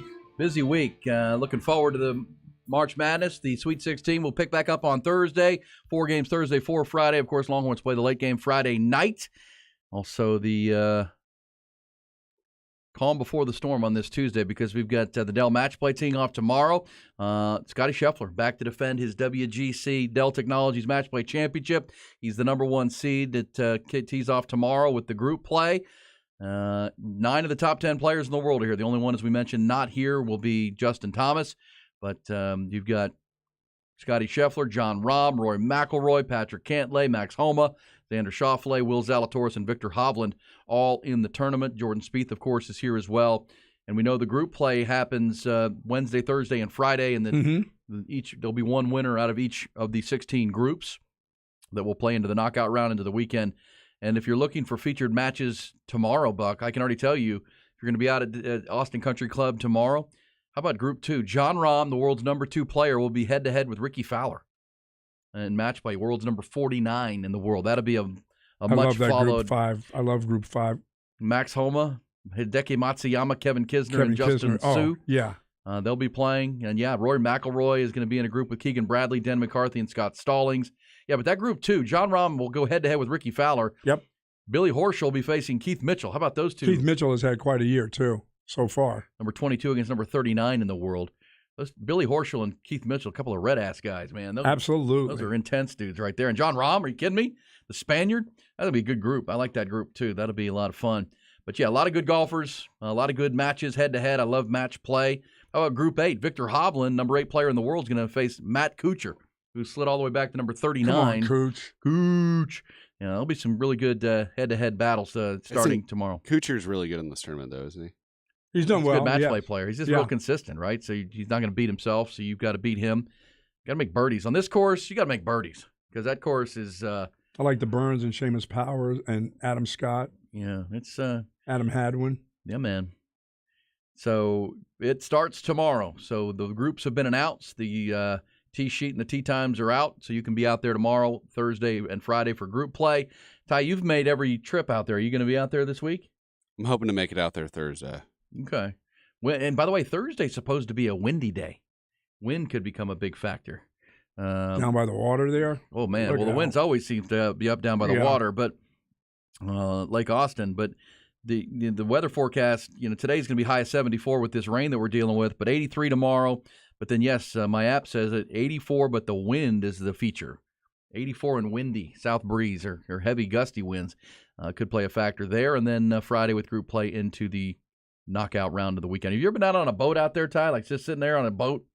Not during the tournament, but I know last year I noticed they kind of made them back up a little bit more than years past. Yeah, because because they do that? Were they throwing beer cans or something? Doug Pope Paul has the Commodore and a little pup that's out there. Yeah. That they rent out. And you can see, the hole by the water, the 2 holes. I remember the first few years there was just like regular like wake surfing, and they were just out there partying. Next to the fairway. Believe me, they quieted that down. Austin police, who still patrol that water, moved them on back. They've got to. I mean, Party Cove's right there. Yeah, it's right across the lake. Great place to come up for the fireworks on the 4th on the boat. Says pray for the service industry in town with the Kuchar here. No tips. Hashtag no tips. Come on, man. Come on, Cooch. Remember when he didn't tip his Mexican caddy that helped him win the damn tournament? Oh. Where he stiffed that dude? That dude got more pay than he ever got that week. You're still arguing for that. Come on. Come on, man. Just hold this bag, caddy. That's more than he read made. The greens for him. Matt Kuchar never played the course. This dude helps him win the tournament. He gives him like a nickel. He gave him more than a nickel. He didn't give him 10%, I guarantee you that. Come on, cheapskate Kuchar. What's up with that? That dude worked for him for the week, didn't he? Did he work for him for the whole weekend? He looped for him the whole weekend. I remember that story down in Mac. He won the tournament. Remember we saw Cooch was just grinding? Yeah, the Cooch. 7-iron in his hand. Cooch man. That was Ty, back. It was dark. It was dark outside. And Cooch was out there in the dark, grinding. 2 hours later, same club in his hand, still grinding on shots. Well, yeah, because we did the show out there. We did the show one of the out there. first years. Yep. And we were out there right by the driving range. Oh, my God. And as the sun came up, there was Coocher. And then the show was over. We're leaving. There's Coocher. There's Coocher still grinding away. Come on, Cooch. Man. Got that 7-iron down, do you? Whew. But it does show the work that goes behind the scenes for those guys. It doesn't just happen. Do you think this is true, too? When I'm talking about I'd like to be there, Nick Saban, no nonsense, would you not think this camp right here this spring is no nonsense on the 40 acres, too? Needs to be. Right. That's. I mean, if you're going to elevate the program, you got to elevate everything that you do. I know. I mean, coaches do their best and all that stuff. But would you think this is a no nonsense, a real grinder this spring? Here, well, I got to believe it's a no excuse. Let's get this done. Let's be buttoned up in every way. Let's not worry about having fun. No, yeah, this is a battle for starting gigs. When I say having roster fun, spots. This is one of those deals. You're working for a job here now. Yeah, I think as we've said going into it, this should be the most competitive camp the Longhorns, regardless of coach, the most competitive camp the Longhorns have had in a long time, where you've got good players and a lot of returning. Your entire offense returns. Yeah, and I got to believe if I'm a running back and Bijan is gone, this is my spot now. Sure. I mean, that's the one position where the two guys aren't back. Everything else on offense is back. So you've got, returning players who are trying to fend off young guys who are trying to come and take their spot. Same thing on defense, especially in the secondary. It should be. I mean, it should be a very competitive, very intense camp. I mean, and that's really what's going to flip this thing from a average to a below average program to something that where Steve Sarkisian wants to take it. I know there was the reports that, look, the media only gets a short window to film and watch practice, and then they shut it down and everybody's got to leave. But even in the short time, I believe it was, remember the first week they practiced Monday, Wednesday, and Friday. I think it was the Wednesday practice that Steve Sarkisian was visibly not happy with. Was that the one before they left? Two before. It was the second practice, not happy with either the effort or just the way things were being executed, and let them know it. And that's really what has to change. I mean, you practice how you play. And, this team's battling for spots. Who wants to earn the starting spot? Steve Sarkisian has bucked that Tom Herman trend of rotating players at positions, right? It's once you earn the spot, it's yours. And you got to earn it, though. And you got to keep it. And you got to keep it on a day-by-day basis. And I think every position should be, you mentioned running backs, quarterbacks, Arch Manning pushing Quinn Ewers. The offensive line has a lot of depth now. Guys who started last year, just because they were there last year doesn't mean they have to start this year. Got a new wide receiver coach that you're trying to impress that dude. Right. I mean, you're new wide receivers coach. You're dropping balls. You're not doing things right. Well, we got guys here that are going to take that spot. That's what we need, is we need consistency out of each spot. But practice number 4 today at the stadium. We'll hear from Steve Sarkisian afterwards as the practice regimen kicks up. Of course, the spring game coming up April 15. April 15 for the Longhorns. But, yeah, I mean, isn't that the only way you elevate? Yeah, for sure. Where you are to where you want to be. You have to acquire talent. You have to have better players. That was clear. When Steve Sarkisian got here, you didn't have a ton of talent. You have that now. Now you've added, a lot of it, right? A lot of good players. For sure. But, as Darrell Royal was famous for saying, potential means you ain't done it yet. I mean, and that's really where this program is. And Steve Sarkisian, I think, has it poised to take that next step. But, yeah, man, you better have your thumb on top of this thing, and because that's how it's going to improve. It really is. But just if you have natural competitors in your program, guys who like to compete and like to get after it, well, if you're 2-3 deep at a spot, you better keep that spot on a day-by-day basis, and that leads to good practices, and that's what's going to improve the program. But, yeah, hopefully if Steve Sarkisian learned one thing from Nick Saban, that's it, right? But what's the book that was written about Nick Saban's program? It's 4th and goal every day. Every day. It's 4th and goal every day. That's just how we operate. It doesn't matter what day it is. This is how we operate as a program. We're on edge and on our P's and Q's every single day. It's an important day every day. Those dudes are on edge this spring there. Man. 4th and goal every day. 4th and goal every single day. It is one and done for the Longhorns in the March Madness. I saw this note. You feeling this there, T.Y. and Buck, that who was this? SB Nation online ranked the 16 teams 1-16 as far as best chance to win the whole thing, win the national championship. Number 1 on their list, Houston. Number 2, Alabama. Number 3, Texas Longhorns. That would be the number 1, 2 seed left, of course, because Bama and Houston are 1 seeds left. Texas third as far as favored teams go. Princeton, who they play this Friday night, is all the way down at number 13. Excuse me, Princeton. Xavier, all the way down at 11. Yeah, I have Texas either 3 or 4. Tennessee I have is one of those top teams the way they're playing right now. Well, I think Tennessee was a Final Four team before Zakai Ziegler, the point guard, got hurt. And it's an ACL. He's going to be out for the year. You hate that for the young guy, but he was such an important piece. And think about this. We got to see Rick Barnes for a long time. Rick Barnes without his point guard. I mean, take TJ Ford, DJ Augustine, any of these guys off of a Rick Barnes team. And the team, it's not like he's got these great offensive sets, right? It's not Rick Barnes not known for offense. Zakai Ziegler was his. So what they did to Duke, they dismantled that group. Well, then they just did it with physicality. They were a veteran, really physical team that just took apart and just really intimidated, I thought, Duke in that game. And that's crazy because that young team was just starting to really feel it too. Yeah, that was physicality over finesse. That was age over youth in that game in my mind. And that was I would also ugly over beauty, was it? Oh yeah, and I would also say that the officials allowed that. I mean, they allowed it to be a very physical game, which is what Tennessee needed it to be. But they're down at number 7 as the 4 seed. I would say if Zakai Ziegler, the floor general, was there, I think they absolutely would be a Final Four caliber team because they have every other piece, defense, rebounding, size. But a Rick Barnes team without his quarterback, really any team without your point guard is going to struggle. But his teams in particular would be, problematic for them. And Zakai Ziegler was a really good player. Both ends too, by the way. Great defensive guy, player on the defensive end of the floor for the Tennessee Volunteers. So Tennessee, what do they have them? Number 7, followed by Miami, Kansas State. What about Kansas State with Marquise Noel? Seems like they caught their second win. People starting to wonder if the Wildcats, if he can pull like who are some of the great point guards that have led their teams all Kemba Walker kind of thing, one of those kind of players. I mean, he was unbelievable against Kentucky, and now he's a handful on a game-by-game basis. You add Keontae Johnson to that mix, who's also an NBA player. That's what the Big 12 was dealing with all year long with those two dudes. And that team, Jerome Tang, doing a great job. We'll come back. When we do, Ty will lead us through some hot or not topics, things we've missed halfway through this show. Also more from the top stories of the day coming up. We'll get into these signings by the Texans, the Cowboys making moves. We'll get the latest from the 2 Texas teams in the National Football League. It's B&E on the Horn.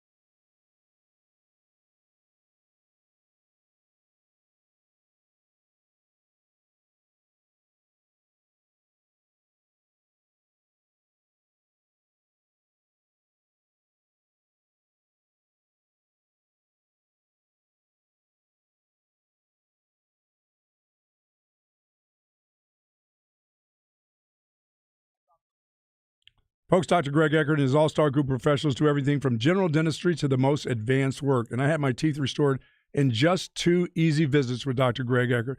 He's absolutely the very best, he and his staff. But how about turning that frown upside down in just 1 day with dental implants? Find out if you're a candidate for dental implants with Dr. Eckert at 512-345-3166. Whether it's 1 tooth or many teeth, Dr. Eckert can get that done for you. All you have to do is give him a call like many of you have.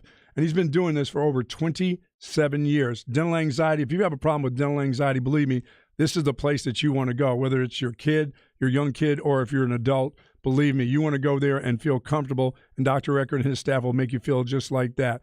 Extractions, teeth cleaning, as I said, tooth loss solutions, Dr. Eckert is absolutely the very best. And he is taking on new patients. So if you do want to find out if you're a patient for the dental implants or the veneers, which I get done in just 2 visits, I had my veneers put in, and Dr. Eckert had made that happen for me, and that was 6 years ago. Once again, his telephone number, 512-345-3166. For all the new visitors to Dr. Eckert, he does appreciate your business, and I know you do because we've heard from you. Once again, 512-345-3166. He's our dentist, and he should be your dentist also.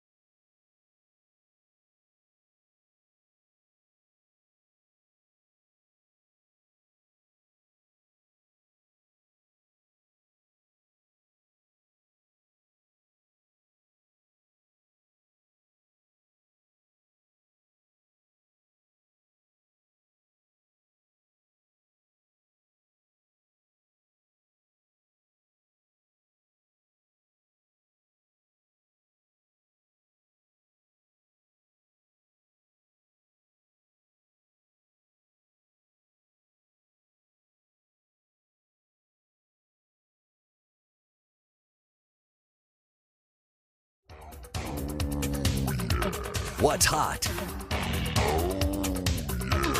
and what's not.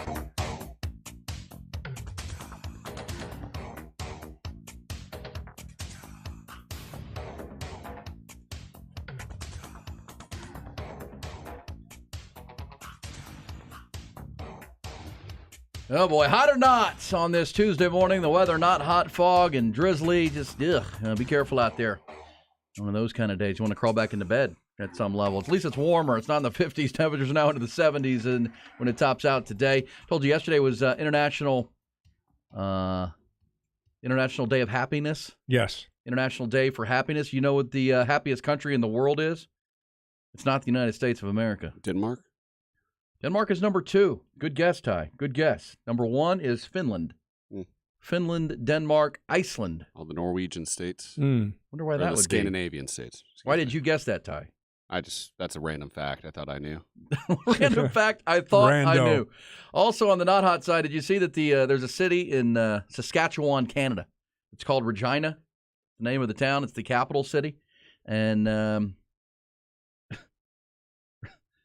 they are taking heat now. The tourism board has had to apologize after they launched a new ad campaign last week with 2 slogans that aren't subtle. One of them was "Show us your Regina," and then Regina, the city that rhymes with fun. There you go. Yeah, they had to apologize for that. That's really how you say that? That's not very Canadian of them. No. I think it's Regina, but it says here that the way they pronounce it rhymes with you know what? Yes. Regina. So Mangina. yes, exactly. Also in Hot or Not, Ty, there's been a poll. We always love our polls and surveys, but in a poll of online folks, which leftovers can be eaten cold that you're most okay with? Number 1 on the list, pizza. 83% of people said they're fine eating pizza cold, followed by fried chicken, quesadillas, and bacon. Cold quesadillas? Yeah, I don't know if I'd do the quesadillas. Pizza for sure. Bacon for sure. Who doesn't like cold pizza? I don't. Really? Can't do any cold leftovers. Nothing. You can do the bacon. I've told y'all I can barely do leftovers. I know that's kind of weird. It's yeah. And you eat a lot meatloaf. of fast food. Meatloaf leftover. You fry that, fry a little meatloaf up. I'll do that any day. I would There say you go. Me too, Ty. the delicacies I've eaten most in my life cold would be pizza, probably macaroni and cheese because my mom used to make that all the time. And Cold? Then you oh yeah, Ugh. dig in. I see. I don't got time to heat it up. Lasagna down there. I can't do that. I know. Look at eat that cold. Number last on the list is biscuits and gravy. There's no way you can eat that cold. That's terrible cold. The gravy gets all clumpy. And chili is down at the bottom. That's got to be hot. But yeah, most meat products I could do. Never had cold mashed potatoes. No, thank you. Just the regular like shredded chicken's all right. Sure. Show us your Regina. They thought that was a good idea in Bad Saskatchewan. idea. Just bad. Hey now. Come on, y'all. Hey now. What is it, Jerry Jones? What's the cut we play? I want me some glory hole. I mean, come on. There's some things you can't say.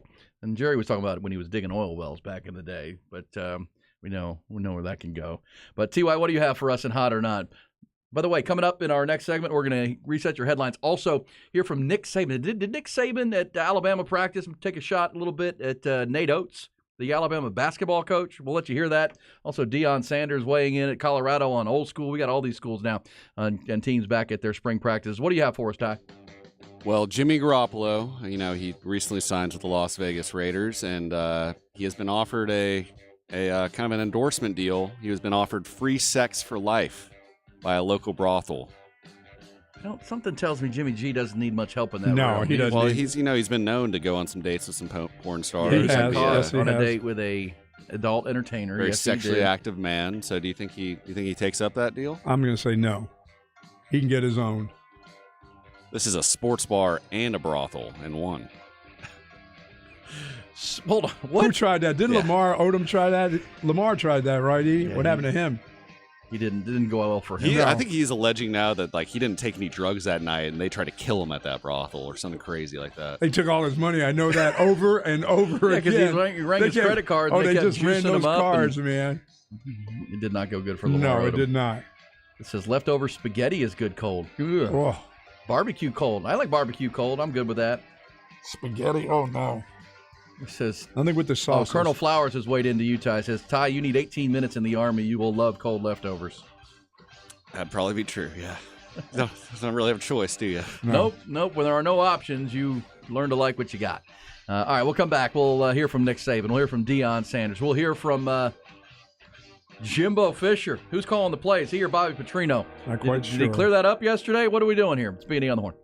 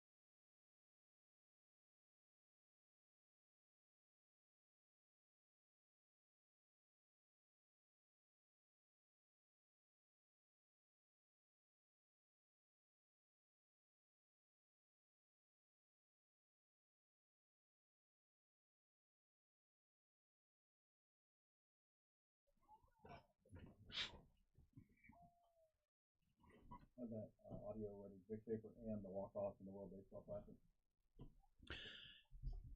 Oh, man, a busy Tuesday morning, but, man, nasty outside. Fog has rolled in. It was drizzly when I was driving in this morning, Buck, but no fog. Now the fog is here. Man, it has come across here in a hurry. You can't see much out there. Be careful, please. Visibility low. Don Miller will be along with traffic. So you know that's going to mean some snarls on the highways and byways of Centex and throughout the listening area. Be careful as the warm air makes its way in to move out this cold air. You're going to get some fog, and that's what we're getting right now. Text on the thoughts on the text line. Always get it. Always appreciate those coming off hot or not. Said leftover turkey on sandwiches is good. That's true. Cold turkey Pretty after good. Thanksgiving. Ain't bad. It says cold chicken. That's okay. Yeah, I do like chicken cold. I'm good with it. Especially like fried chicken. Mm-hmm. That's pretty darn good. This says LOL, sports bar and a brothel. Not a bad idea. Our man Craig Flowers says, tried to get through Jimbo Fisher's press conference. I failed miserably. Just awful. That's true. He is a weird guy, man. I'm sure Aggie fans are excited about his spring practice, but that guy, I don't know, man. He's kind of cagey. He doesn't really answer questions. And we'll hear him coming up talking about when he was asked about play calling. He gets around those questions now. It says, speaking of cold, it's cold in Regina. That's what it's all about, eh? Yeah, up there in Canada, Saskatchewan. They had to take down their slogan. That's not good. We do have a lot of stuff to get into coming up. Also, at the bottom of the hour, our good friend Mike Craven from Dave Campbell's Texas Football is going to jump on. He was at the Texas A&M practice yesterday. He'll be at the Texas practice today, covering all of the schools here in the great state. And then we're going to be recording our third edition of the Eyes on Texas podcast tonight. So excited about that. We'll talk to Mike and preview and what he saw down there in Aggie Land today and what he expects from the Longhorns as they hit the field for practice number 4 at DKR today. So it's a busy one, to say the least, Buck, with a lot going on. Can we get to your headlines, your trending topics to start your Tuesday morning? Top Gun Equipment Rentals bringing you the news. And, yeah, not a good night at the Moody Center in college basketball for the Texas women. They were hoping to join the Texas men into the round of 16, into the Sweet 16, but their season came to an end last night with a resounding loss, 73-51. They lost to the 5th seed Louisville. Picked a bad night to play their worst game in a long time and give Louisville a lot of credit. They controlled this game. It was even after the first quarter, 16-all, but then Louisville created separation with some great defense and turned those into points. They outscored Texas 21-7 in the second quarter and remained in control on both ends the rest of the night. They will travel to Seattle now to face 8th seed Ole Miss in the Sweet 16. Longhorns season comes to an end for a very disappointed head coach Vic Schaefer. I need to apologize to the University of Texas for today and how my team played, and I'm accountable for that. And I'm the head coach. And, it's my responsibility to make sure that we play a lot better than that. You'll hear more on that game coming up with Craig Way in the Craig Way Report. On the men's side, game week prep obviously has begun for the second-seeded Longhorns, who will head to Kansas City to face third-seeded Xavier in the Sweet 16. Horns and Musketeers will be the final game of the 8 games played Thursday and Friday. That'll be 8:45 Friday night.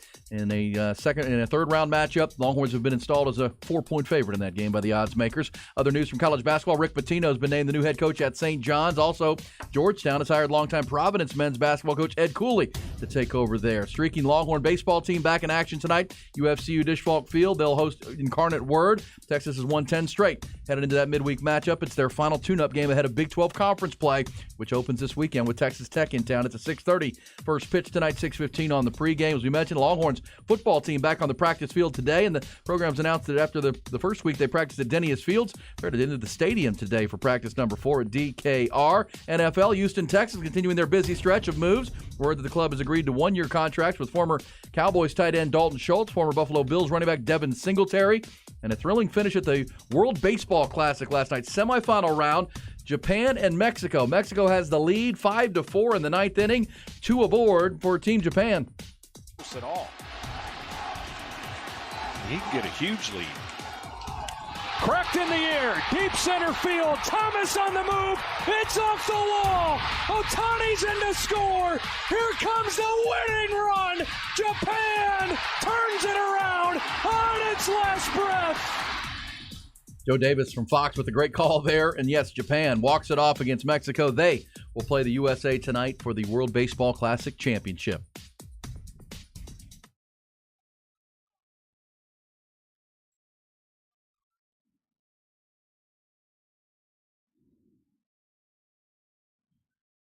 Thank you, Brandon. He certainly will shoot you straight there. And, yeah, that'll be a great game tonight. The energy and just atmosphere around these World Baseball Classic games have just been phenomenal. I mean, the game, I mean, if you go back and watch Saturday night, I mean, for Astro fans, it was a bummer to see Jose Altuve take that ball off his thumb. He's going to have surgery now. But, man, the intensity between Venezuela and the USA, I mean, it was high level. And, I mean, they were brushback pitches. It was all in, man. And they weren't – this is not an exhibition, if you think it is. And when Trey Turner hit that grand slam in the 8th inning to turn that game around, looked like Venezuela was going to win that ball game. And Turner jacks one, see you later. They go on to win it and then beat Cuba. Now Japan with a walk-off win over Mexico in front of 40,000 fans. This will be fun tonight. And best two teams in the world, right? Best two countries in the world, at least in this year, will be USA and Japan. And the question everybody wants to know is, will Shohei Ohtani pitch in this game? He has said he's available. If he need an inning or two out of big Shohei, how about that scene? If they had to have a lead or whatever late in the game, you could see against Mike Trout, his teammate, and obviously the best players on Team USA. This will be a lot of fun tonight if you love good baseball. Also over at the Dish, it's the Longhorns and Incarnate Word. Ahead of what I thinking of intense, I think this series this weekend with Texas Tech will be pretty darn intense. Anytime the Red Raiders and Longhorns get together, there's no love lost, and it's conference play. Everything the Longhorns have done in this winning streak, which has been great, right? I mean, they're 10-0 out of the they'll play their 11th game tonight. They've outscored their opponents 92-30, so really separating. But we know that's against the Mercers and the Manhattans and North Dakota States and New Orleans. Obviously, Texas Tech and Tim Tadlock will be a different animal this weekend. So looking forward to that already. So good baseball on the brain. Also, football. You like the Dalton Schultz signing by the Houston Texans? I do. I really do. I think that's a good maneuver for them to take a veteran tight end like that, a guy that you can count on.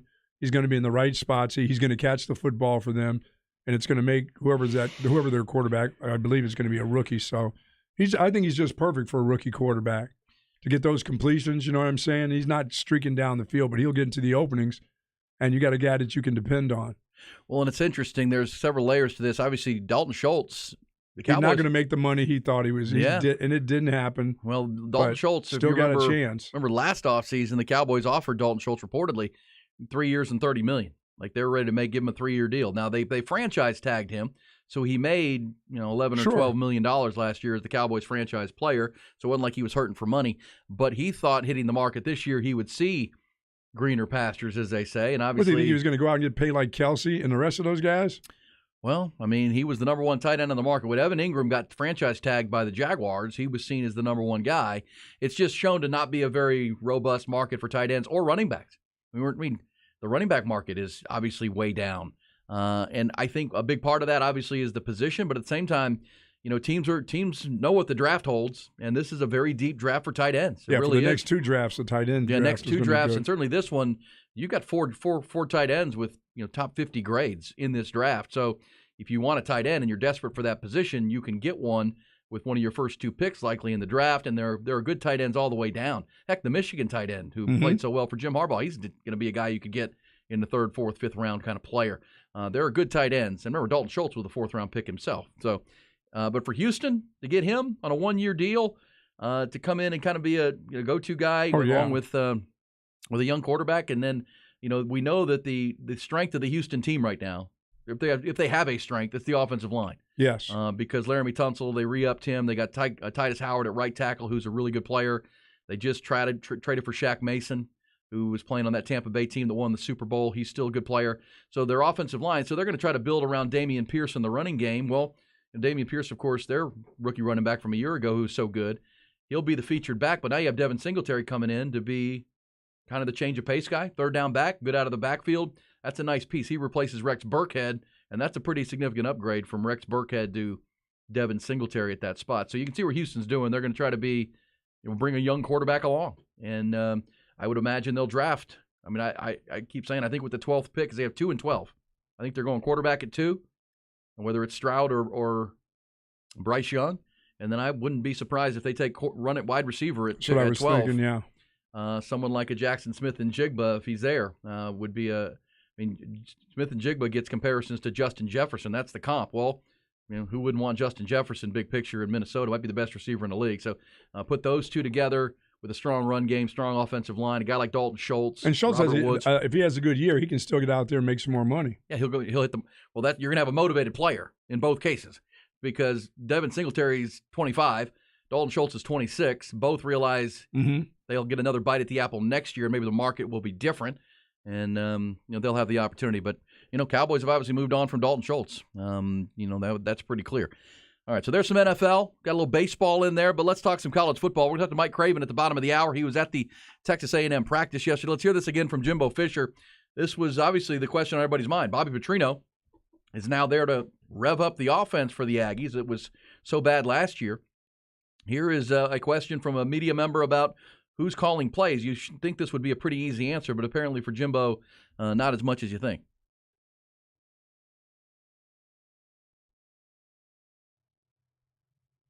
Sorry, the computer's lagging once again. Lagging computer. 2 seconds. It's a play calls. Right. That would be him or you. Yeah, I mean, we'll go through that as we go. Go back to the back. Plan on him making calls. Plan on him calling plays. I have no problem with that at all. Right side. How about Jimbo? So do that one more time because our computer was lagging there, Ty. Can we do it one more time? The guy asked him who's going to be calling plays. Oh, jeez. Maybe we do. Let's get a little juice to our computer, Buck. We'll go through that as we go. All right, so there he is. What about who makes the play calls? Would that be him or you? Yeah, I mean, we'll go through that as we go. Go back to the back. Plan on him making calls. Plan on him calling plays. I have no problem with that at all. We'll go through that as we go. Right side. And if you watch the video, the body language tells you everything you need to know. Arms crossed. His arms are crossed. He's Shaking very his head. defiant, it looks. I mean, you're a big body language Come on, guy. man. Come on, Jimbo. Just tell him. Didn't you and Bobby have a nice bottle of wine and talked about exactly what he was going to do? You don't know what he's going to do when he gets there? Was he just going to coach the quarterbacks? Isn't he going to be the play caller? That's what everybody wanted to happen. And you can, like I said, hang out at the bus, make sure the guys aren't smoking weed. But that's not him. And we'll ask Mike Craven about that at the bottom of the hour. He was at that press conference yesterday. He was in the room. So we will get his thoughts. Okay, how about Nick Saban?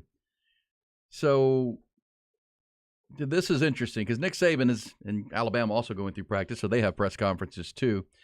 And Nick Saban was talking about just having to suspend a player. He was having to discipline a football player. But a lot of people heard this and thought maybe he was referring to Nate Oates and the basketball program and the Brandon Miller situation, which has been an ongoing controversy, the National Player of the Year candidate and his involvement or whatever in the shooting of a young lady on the just off the Alabama campus back in January. Here is some sound from Nick Saban. I think there's a Nate Oates cut ahead of that, and then it cuts right into Nick Saban.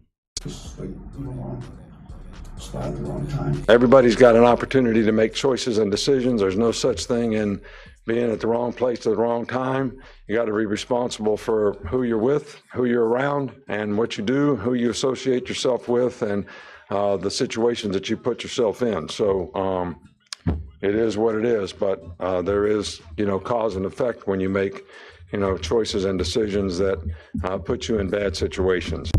Ooh, there you go. Cause and effect when you put yourself in a bad Generally, spot. nobody gets in trouble until they leave Alabama.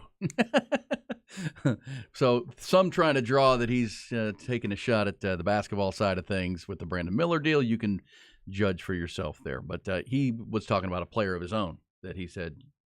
But he's had guys that have gone off to the NFL and have had some problems once they got to the NFL.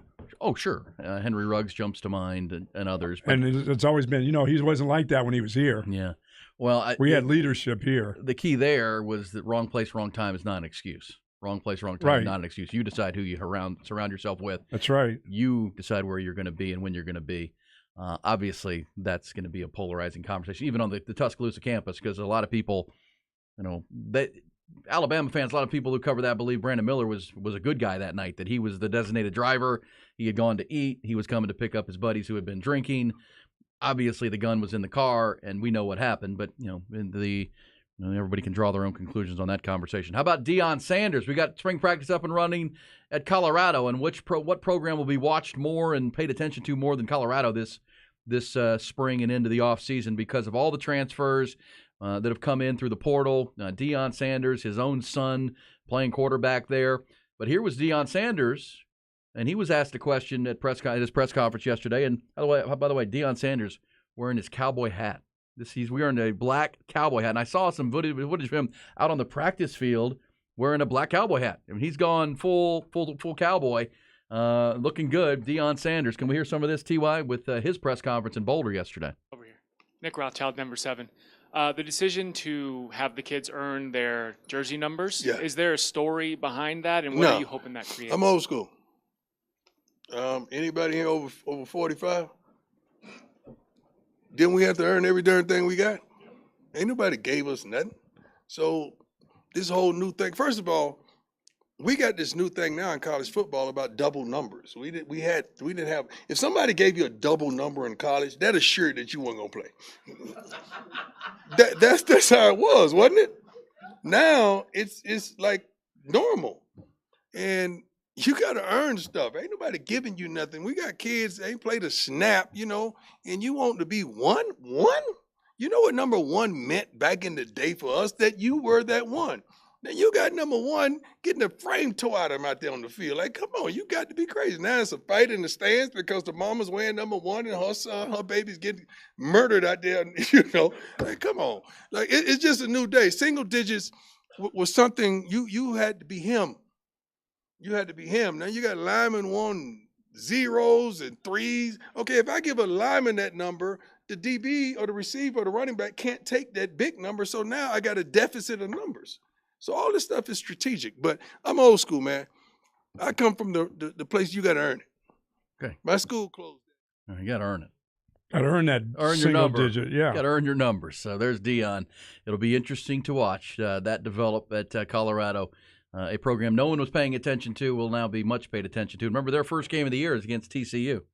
You just played for a national championship, but Sonny Dykes has a pretty good rebuilding job to do. Their first game is in Fort Worth. Got to earn that number. Better make sure you got 2 parents at the house, too. What number? You were number 11. 11, yes. You were 11 as a wide receiver. Yeah. I mean, Ricky came here and gave up a number to a kid. Said, I'll just wear your number. His high school number, he never thought that was famous, he said. He said, you couldn't, I will. Said, okay, that's fine. What number do you want to be? He wanted 34. Somebody else had the number, and it was because he was a different number his freshman year, right? Yeah, there was a young man who had that number 34. Ricky said, I'm not taking that guy's number. I said, you can. I'll go take it now if you want me to. He goes, no, I don't want to take the number. I'll just wear your number. That's fine. It wasn't a big deal to him. It was just a number. He'll make it famous regardless. Yeah, and he did. Yeah, doesn't matter to him. Well, then then Major came in, and he and Major are good buddies. Major Applewhite, we know that story. There's a lady in the mix, but now Major's wife. But either way, then he became 11. Then Derek Johnson wore 11. Oh yeah, 11 became quite famous at the University of Texas. It's been a famous number at Penn State too. Ooh, what was that? Was Micah Parsons 11? Yeah, and before that, it was another linebacker. LeVar Arrington, yeah. There's been some good 11s at Penn State. And all right, so we got some football on the brain, and we'll talk to Mike Craven about it coming up. Dave Campbell's Texas football. He'll be at the Longhorn practice today. And, we'll hear from Steve Sarkisian. People will say, well, why are you playing Nick Saban audio? Deion, we're talking college football, y'all. And we don't have any Steve Sarkisian audio. We'll have that tomorrow because he'll speak today, and we'll hear the update on spring practice. So, yeah, Jimbo Fisher, Nick Saban, doing their thing and getting ready for practice. It's college football in March, and we've got you covered on that here on B&E. We've also got the NFL signings and the stories of the day. We mentioned that Cam Newton's going to be working out at the Auburn Pro Day with the college players available for the draft because Cam Newton wants to put himself back on NFL radars, apparently. He's going to show up and take the spotlight away from the players at Auburn a little bit. He wants to be considered to get back and play quarterback in the National Football League. That'll be interesting. That will be interesting. I mean, he's not going to run. He's just going to throw. He's not doing anything else. He's not getting under 225 and lifting weights for those guys. He's just going to throw the ball. I think he's just going to fling it. He wants to show he can throw. Remember, he had arm issues, and maybe it's back to being healthier than it was because he really couldn't throw in his last couple stops there in New England and Carolina before he was let go. Remember, Carolina brought him back with Matt Rule, and it really was just about trying to sell some tickets, give the fans something to be excited about that Cam Newton was coming back. And Matt Rule just suspended his running back, their leading rusher at Nebraska. Well, Told him to go to class. We're playing school up here in Nebraska. Setting the new culture. You get one Yeah. chance to do that, and he's the new boss there in Cornhusker land. All right, we'll pick this up on the other side. We'll talk to Mike Craven, Dave Campbell's Texas football. He was at that practice in College Station yesterday. Also talking Texas and the Sweet 16, the Texas women. Really a bad performance last night, but you got to give Louisville a lot of credit. They really took it to the Longhorns. We'll hear more coming from Craig Way on that, including a player for Texas, openly saying we did not come to play tonight. We'll hear that coming up in the Craig Way Report. Plus salacious gossip and your blitz before the top of the hour on this foggy but busy Tuesday morning.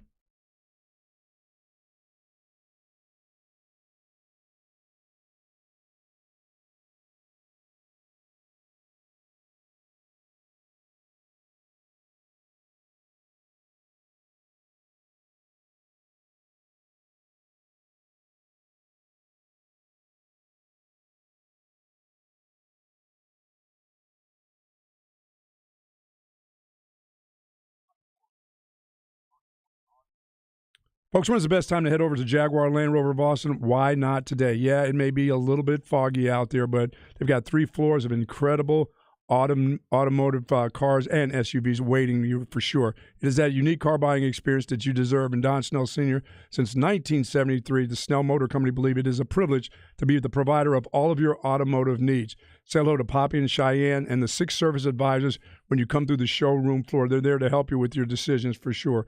They are the 9-time Pinnacle Award winners for overall performance in the automotive industry. They're in the top 20 in the nation. And while you are there, do test drive the Discovery Sports, the Range Rover, the F-Pace Jaguar, and the 2023 Defender. And it was the 2021 SUV of the year for sure.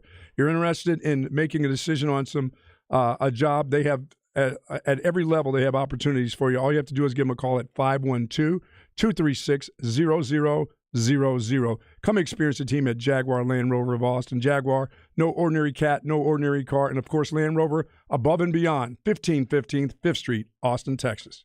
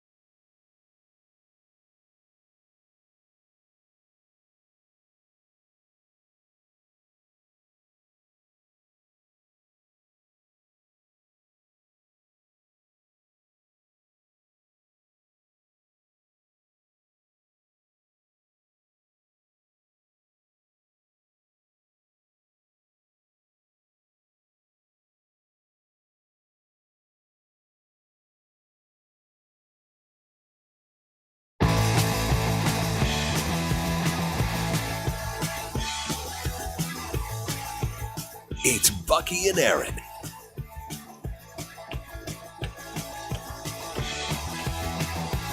Busy Tuesday on B&E. We've got a lot of Texas hoops. Get back into this Longhorn basketball conversation, including Dylan DeSue. You realize in his first 27 games this year, Dylan DeSue was averaging 7 points and 3.5 rebounds a game. 7 points. And then in his last 8 games, Dylan DeSue has, in my mind, obviously flipped his game, but also taken the Longhorns to a higher level as far as their championship aspirations. In the last 8 games, he's averaging 16.5 points, 7.4 rebounds.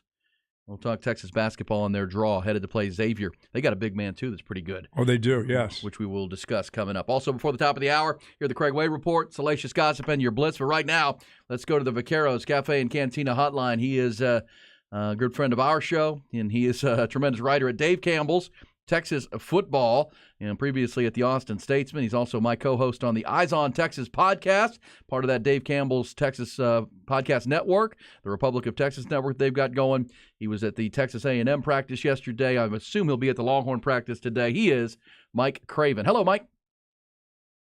How's it going, guys? Doing well, Michael. Yourself? We're doing good. It's that time of year where football is a little bit back. We start building the magazine, so it's gotten pretty busy on my side. I know, and you can find Mike on Twitter if you do the Twitter thing at Craven Mike. And just skimming through your Twitter, you guys, Dave Campbell's has ranked the top 10 offensive linemen for the state of Texas in 2023 with the Longhorn left tackle Kelvin Banks at number 1, also the right tackle Christian Jones at number 7 on your list. You got an Aggie there at 3. That's kind of the cool stuff. You guys are covering every Division I program in the state of Texas at a very, very high level, like Dave Campbell's has always done for the high school ranks.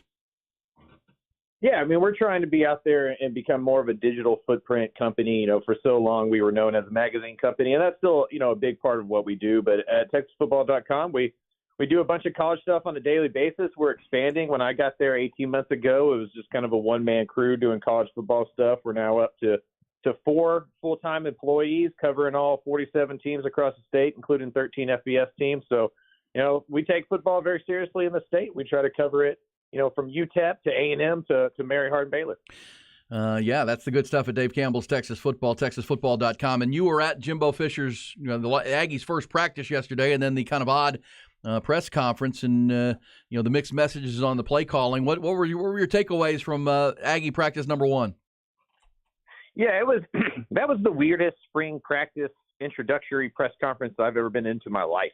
You know, usually spring practices are about hope and positivity, and everybody's in a pretty good mood and kind of joking around. There's usually, you know, not a lot of tension in the air between the media and the coaches, because it's been 3 or 4 months before or since anybody's asked questions and that kind of stuff.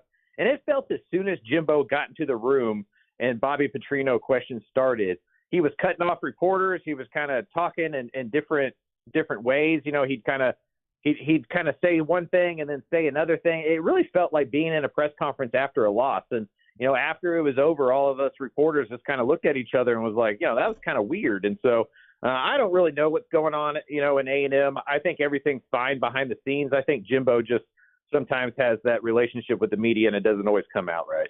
Kind of cantankerous. That is weird. Hey, Mike, talk about Christian Jones a little bit. And I mean, I see it. You have him on that list. And, I mean, his rise to possibly being an NFL player, not just a 7th, 8th year guy here at the University of Texas, but, you know, he has gotten so much better. He doesn't just look good coming off the bus. He plays pretty good coming off the bus, too, right now.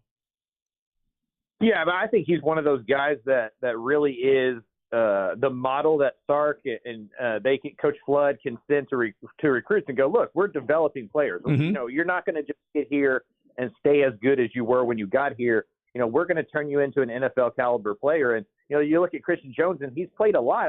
I think it just says a lot about experience. You get on the field, you play that much, you go through practice, you're the number 1 guy at right tackle for that long. You're going to have to get better. And so the fact that he's kept his spot, you know, through, you know, a coaching change and, you know, high-level recruiting classes, I think it speaks to him and just the work he's put in behind the scenes, and also this coaching staff's ability to develop players in a way that the University of Texas hasn't seen, especially up front, in over a decade.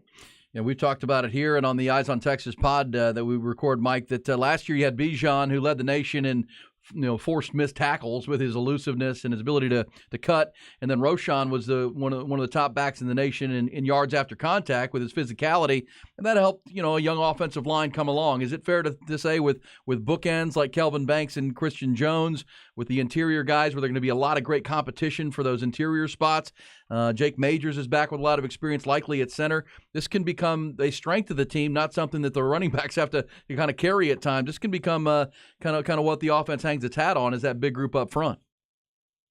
Yeah, I mean, give me a great offensive line and an average running back over a great running back and an average offensive line every single time. And the 5 starters that are coming back for Texas average 20 starts each. They all have 10-plus starts. Kelvin Banks as a true freshman started 13 times. Cole Hudson as a true freshman started 13 times. Hayden Connor came along. You mentioned Jake Majors and Christian Jones. And, that's before we even get to a bench that includes DJ Campbell, who, was recruited as the number 1 interior offensive lineman in his class last year. And so, they have real starters, but beyond that, they have 6, 7, 8 guys that I think the coaching staff believes in, and that number may grow, through the spring and through the summer. And that's a place that Texas it's been hard to find 5 guys, right? Like now Texas has to pick through, 8 or 9 to find the 5 starters. That's a Champaign problem, and it's one that, on the 40 acres they've wanted for a long time, and one that Sark needs. Like, that's one thing Sam Kahn and I were talking at A&M practice yesterday, is just how big the Aggies are. And we were kind of talking about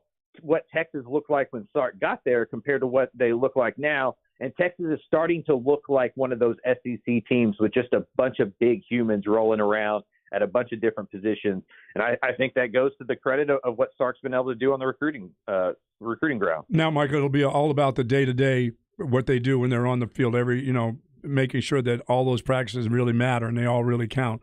Whether it's the spring tour days, practice during the footballs during the year, they'll all matter. Every second that you can get a chance to practice, this team will have to be serious about what they do. Yeah, I think the next step for Texas, because I believe that the coaching staff has this thing going in the right direction, and that the talent on campus is where it's supposed to be and all that kind of stuff. The next step for me, and it's what Texas was really good at when they were, in their glory years in the 2000s, Mac, they were player-led, right? You'd always hear stories about Colt McCoy going and picking people up to have early morning practices. I know those Vince Young teams were super, super tight. Like, that's the next thing for Texas, is like, who's going to be those player-led leaders that get everybody together, that put in that work when nobody else is looking, because that's what's going to separate, this team from any other team, is just like what they do behind the scenes when the coaches aren't around. And I think that's going to be the next big thing for this program to do again. Well, I think that matters in all aspects of college football now. You got NIL, certain guys are getting this, certain guys are getting that. But you're going to have to respect those same players that get this and get that. You're going to have to respect them as what they do on the field, too, as leaders.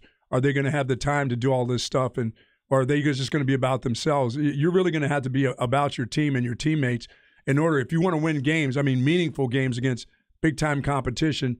Those little things like, well, he's got a really nice deal, whether it's mustard or cars or whatever, you're going to have to understand that that's just a part of the game now, but you're still going to have to be a leader when it comes to on the field and gathering guys together. Do you have time to do that stuff? Do you have time for your teammates? You know what I mean? That whole closeness, like you said, that's not as easy as it used to be. Yeah, for sure. And I think Bijan's like a perfect example, right? Like, I doubt any of the players in the locker room were jealous of Bijan Robinson or thought he got something that he didn't deserve, right? And that because he was such a good teammate, because he puts in the work, because he's so good on the football field, I think everybody looks around and goes, well, he deserves that. Look how good he is, right? Look how much work he puts in. Look how great of a guy he is. Look how much he gives back to the community. And so, yeah, I think with, money comes responsibility, right? And the guys on the team who are making the most money, who have the NIL deals that are getting the spotlight, have to be the leaders behind the scenes. I think that would be a healthy culture for any football team. He is Mike Craven, Dave Campbell's Texas Football, also my co-host on the Eyes on Texas podcast. In our second episode we recorded last week that's out now on YouTube and Spotify and iTunes, Mike, you had the bold prediction that I think you said you thought Cedric Baxter Jr., C.J. Baxter, will be the Longhorn lead running back by the Oklahoma game. You saw the practices last week. He's got the big frame and the sturdy body it's going to take. Talk about that a little bit. Elaborate on how you think that running back position shakes out, not just now, but as the season evolves. Yeah, I thought one of the interesting things with Sark's first spring practice presser a couple weeks ago, I guess it's like 3 weeks ago because of spring break now, was he kind of talked about how he's always had a 1,000-yard rusher since he's been an offensive coach in college football, and that's been going back for a long time, and that somebody's going to carry that ball and somebody's going to get those yards. And you start looking around at the roster right now, and Keelan Robinson, Jalen Blue feel like bit players. They feel like kind of third down specialists that can get on the edge, but they don't have the physique to really run in the inside. Well, Jonathan Brooks is the other guy there that we're thinking may be the number one running back, but he's been hurt in the spring. I think it really allows Cedric Baxter to come in and establish himself as the most talented guy with the most upside, get used to the physicality of the college football game, get those bumps and bruises out of the way, and really know what it's going to take over the summer to get ready for a full football season. I think we look back at Bijan Robinson, and we all think he got wasted as a true freshman, right? That Tom Herman could have figured out a way for him to play more, and had he played more, maybe had taken that job when he was a true freshman. I think the same thing happens with Cedric Baxter. I think he's allowed, more snaps as a true freshman than Bijan was, and as he gets the ball and gets going, if he stays healthy, I think it becomes obvious that he's the best running back on campus, and Sark has proven to be a coordinator and a head coach that's going to give young guys an opportunity, and I think he'll get, as many carries as he can handle and end up, with one of the more successful true freshman running back seasons we've seen in a long time here. C.J. Baxter, and you saw the practices, the window of availability. He's a big guy. He doesn't look like a freshman who should be a senior in high school. He is built. He's a taller running back than you normally see. But that was something that stood out to you, was his body type. Yeah, him and Anthony Hill. Like, if you took anybody out there and asked them what grade they were in, like I don't think freshmen, especially true freshmen that should still be their last semester of high school, would not be the answer. Like those dudes look like grown men. And I think they're going to play, and they're going to play a lot. Anthony Hill, the linebacker from Denton. C.J. Baxter, the running back, 5-star player from the state of Florida, who's rolled in here to play for Tashard Choice in that running back room.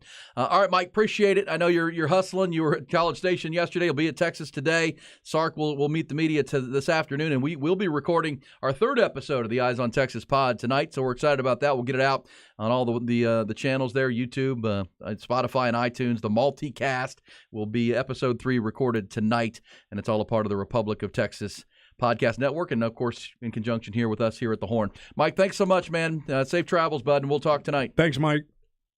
All right, see y'all guys. There you go. Yeah, Dave Campbell's Texas football. How about that? C.J. Baxter is the lead back by Oklahoma. You like that?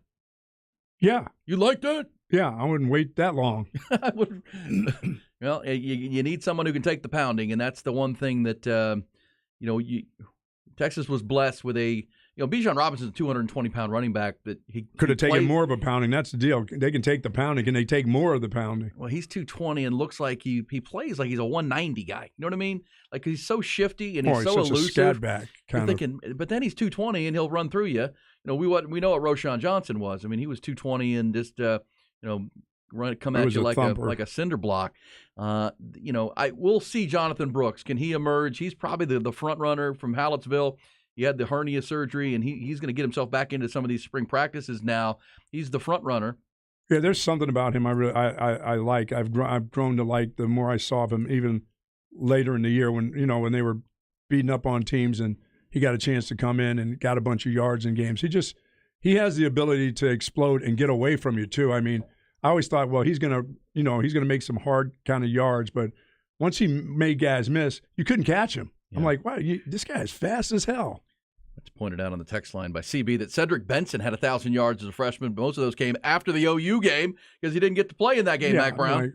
No, there's no reason. If he's good enough to play, he's old enough to play. That's right. And the Longhorns may need him behind what could be the strength of the team potentially. Oh, yeah. Offensive line. I would love to see this. I love the long ball. I've always liked guys that could take the ball the distance and go, but, boy, I love those 8-yard runs, the ones that, hey, first down. I only need 2 more for another 4 first down. 4 yards of carries, a first down on 3 carries, my friend. That's what the math says. So. That's right. 3.5. Get 3.5. Just go ahead and just pound you and make you hurt in the fourth quarter. We come back, we might be hurting. It's the blitz. Only as good as you make it. Let's come strong on a foggy Tuesday. 447-3776. Also a little gossip up in there. Right now, it's Craig Way.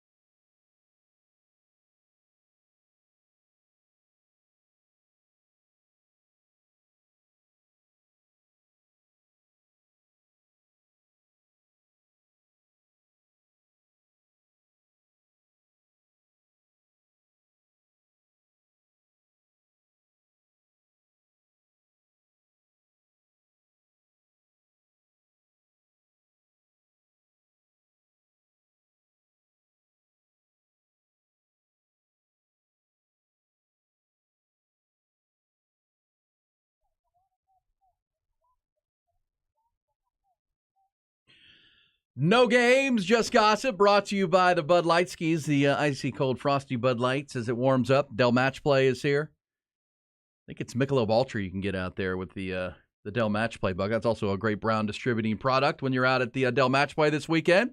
Also, whether you're going to the rodeo, to the baseball game, whatever you're doing, do it with the ice cold frosty Bud Lights. Always a great thing. Always a great thing.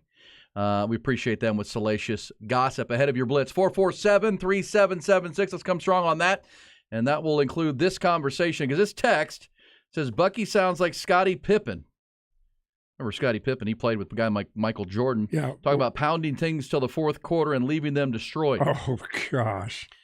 And he says that to you because I don't know if you've heard this conversation. So I don't know what this show is, but there was a show on television. Featured a guy asking questions. This might have been one of those housewives shows. And on it was a lady named Larsa Pippen. Pippen. She's Scotty's ex. Yeah, Scotty's ex-wife. Scottie Yeah. Pippen's ex-wife. She is a Salacious Gossip Hall of Famer. Mm-hmm. And here's what she says about her 2-decade-plus marriage to Scottie Pippen. That we need to take a look. Is this accurate? Could this be factual? Here's what Larsa Pippen had to say about that situation. I was married for 23 years. I've always had sex like 4 times a night. 4 times a night? A night. Yeah, so 3 times a week is Hold nothing. on. You're telling me you had sex Yes. 4 times a night when you were married? No, I have sex 4 times a night every night. I never had a day off for 23 years. Wait, hold on, what? What? Yeah, yes. What? Your poor vagina. You had sex 28 times a week Yeah, I swear. for But with 23 years? Yeah. So on the road too, when he was traveling? I don't We understand. never spent time away from each other. Like we had a private Wow, plane. I that's traveled with my hell? kids. Yeah. Marcus Are has we big buying shoes to this? fill. Are we buying this? Scott Pippen. No, what is this? Tristan? It's not Tristan. 4 times a night. Every night. He doesn't have the magic wand like Tristan. Just Come Wilt on Chamberlain. now. Come on, Scotty. T.Y., you're the younger part of this program. You buying this? I mean, maybe. If it's there. I can't even comprehend that, really. No. I don't either. 4 times a No. night. Not a day. Not a day. We talking about How late are they up? Or is this That's just what like I don't know. I'm is trying this to like figure out. It starts right after dinner. 4 times, Yeah. 15 seconds, Started 45 seconds apiece? Pre-dinner. Well, she said like we travel with our kids. Well, you got kids. What are She you mentioned doing? the plane. No wonder, Airplanes. I wonder if Scotty had a bad back. Well, I don't know, man. I don't know. I might have to call questionable. I think, does she remember that accurately? Wonderful to hear from Scottie Pippen on this. Erin the laundry. She was hammering down those vodkas. She doesn't remember half of it. This is no mention now that she's dating Michael Jordan's son. Well, that's true. That's why she's a hot or not, and a Salacious Gossip Hall of Famer is that she's now dating Scottie Pippen's son. Well, Michael Jordan's son. They went on to ask her if like, oh well, now how I forgot his name, but Michael Jordan's son, like, does it, how's he doing with that 4 times a night? And they're like, well, he wears a size 15 shoe, so he's taking care of business. Jeez. Oh man, that is a show I do not need to see. That is a show I do not need to see. Pull it up on my TV today. You're going to be watching it. You're all in. Man. Oh man, it's like the Wilt Chamberlain thing. You start doing the math, and it's like, well, 24 hours in a day, 4 times kids. They got games. You got games, but I guess in the off season, all right. Well, to each his own. That's almost 1,500 times a year. Yeah. Yeah. Good luck. Good. Bucky says, good luck. Ah, that is funny. By the way, if Wilt Chamberlain is accurate, 1,500 times a day. Is that what you're saying, Ty? That's for Larsa and Scotty. I know. I'm cross promoting with the Wilt Chamberlain thing. What was his, over 100,000 or He something? said 20,000. I'm still not buying that. No. I still don't buy that one either. That's mathematically not possible. I don't have hours in the day. It's like 5 a day, right? More than that. 20,000? I mean, how many? You probably had a lot of same time action It's like going 7. I mean, you don't start till what age? It's a lot of wiener gummies. I mean, come on, man. Oh, no. All right, today is National Flower Day, so have some fun with that. Bucky, buy somebody some flowers. Might be a good thing to do Absolutely. today. Might be a good thing today. But yes, that is today. Let's go to your blitz. This should be interesting. The Bucky and E Blitz.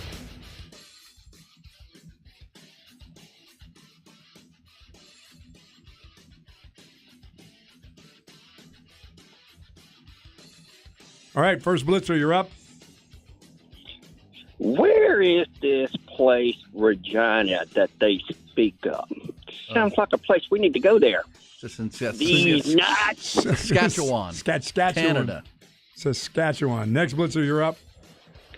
Hey, when did Glenn Davis, the Houston Astros player, become a soccer announcer? That's pretty cool. Glenn Davis, nice. Next blitzer, you're up. 4 times a day, they're doing it with the wrong man. Ding dong, the witch is dead. This is Tim Duncan. Tim Duncan. Next blitzer, you're up. So no Tip and Pippin. Didn't have anything left for you people because Larson was getting it all. It's bad. Poor Pippin's back. Next blitzer, you're up. Regina. Sounds like a perfect place for a country full of pussies. What? Next blitzer, you're up. What did he say? We play that on the radio? By the way, it's 5 degrees in Regina, Canada right now. Wow. You're up. Hey, Bucky. Yeah. Now we know why Will's beard was so thick. Great. Next blitzer, you're up. They don't call my man Rippin' Pippin for nothing. Rippin' Pippin. No wonder that dude had all those headaches, backaches. Man. I'm not buying it. I think she's doing that for Flash. I think She's doing that it is for the show. That would be on a website that'd be called clickbait. That's clickbait. But if you're Scottie Pippen, why would you refute it? Why would you just? I don't know, because Michael's son. Oh. You think Michael got him to be like, hey, I don't even want to know about that. I got a deal. lady for you. I mean, I got a task for you, son. That she's now dating Michael Jordan's son is like. It's just nasty. It's so out of bounds. How much older is she than him? Quite a bit. Like, she's pushing 50, right? Oh, yeah. That is so far out of bounds. Of all people. Of all the people. Yeah, I don't even buy with it. size 15 shoes in the world. Kidding me? Larsa. Larsa is 48 years old. Yeah, I mean, I don't buy it. But that's okay. She's only 5'2", it says here. Tiny little thing. We'll be back. B&E on the Horn. I don't know why I said that, but I'm looking at her Wikipedia page. We'll be back. B&E on the Horn.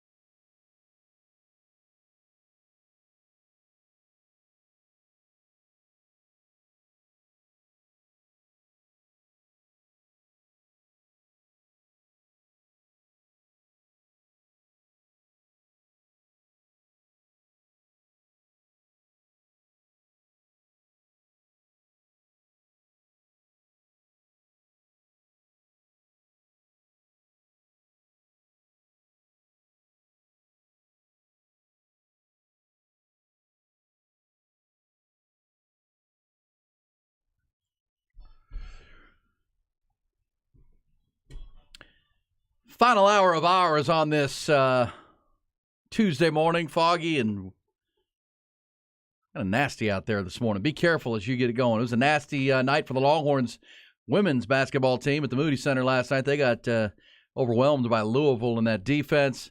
Longhorns going to have to improve the offensive side of the ball for Vic Schaefer. I know it's built on defense and physicality, but they're going to have to get some more scores on the floor. That was evident last night.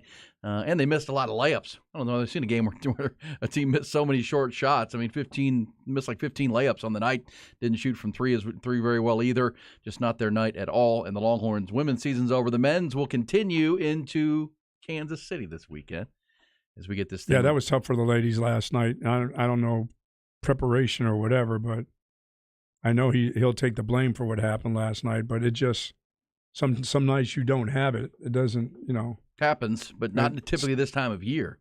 That's kind of a regular season conversation. Yeah, because that was a run through last night in the second and third quarter. Oh, sure. I mean, 21-7, and well, I remember it was 16-16 in the first quarter, but they jumped out to a big lead. I mean, it was like 7 or 8-0, 10-2.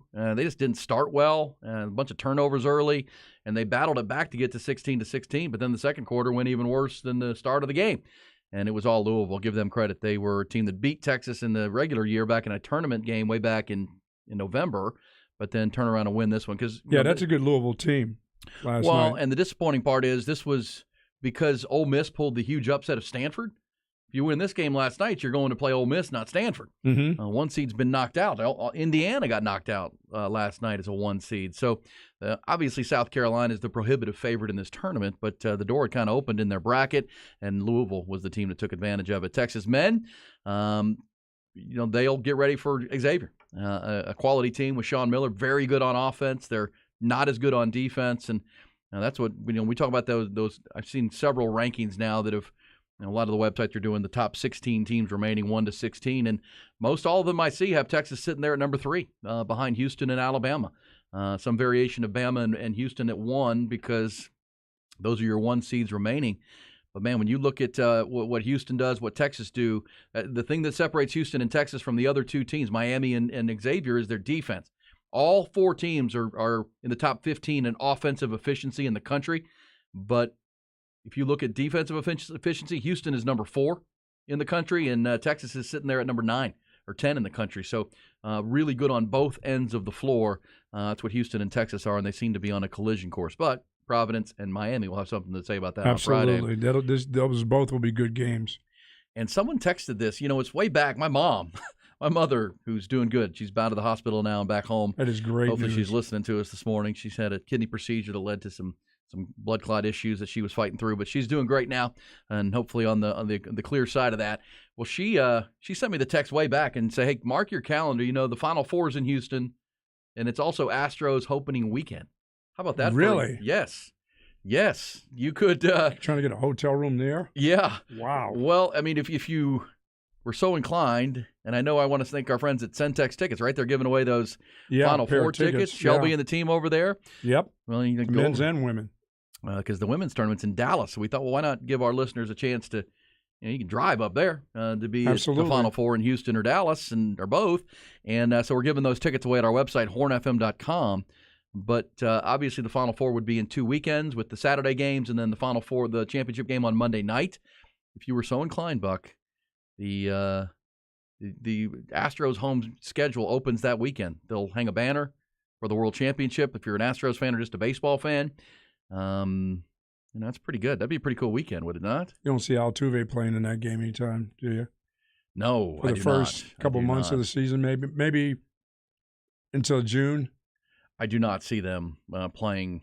Altuve, I've seen everything. There's a Fangraphs article that says the average for a thumb injury like that is, 6 to 8 weeks, 4 weeks. I've seen it. It just depends on the thumb and how severe. And even the Astros said they won't know how severe until they get in and do the surgery. But I think it's because here's the thing, right? He's right in the middle of spring training and then the World Baseball Classic. If he's out for a month or longer, then he's going to have to go to rehab. And he's going to have to go down to the minor leagues and work his way back up. So, if you count him out for April, I would say May. The first time you'll see Jose Altuve back. And the Astros don't have a lot of great options with that right now as far as what they're going to do. Oh, really? Well, David Hensley, Mauricio Dubon could be on the roster guys. They don't really have a prospect at second base.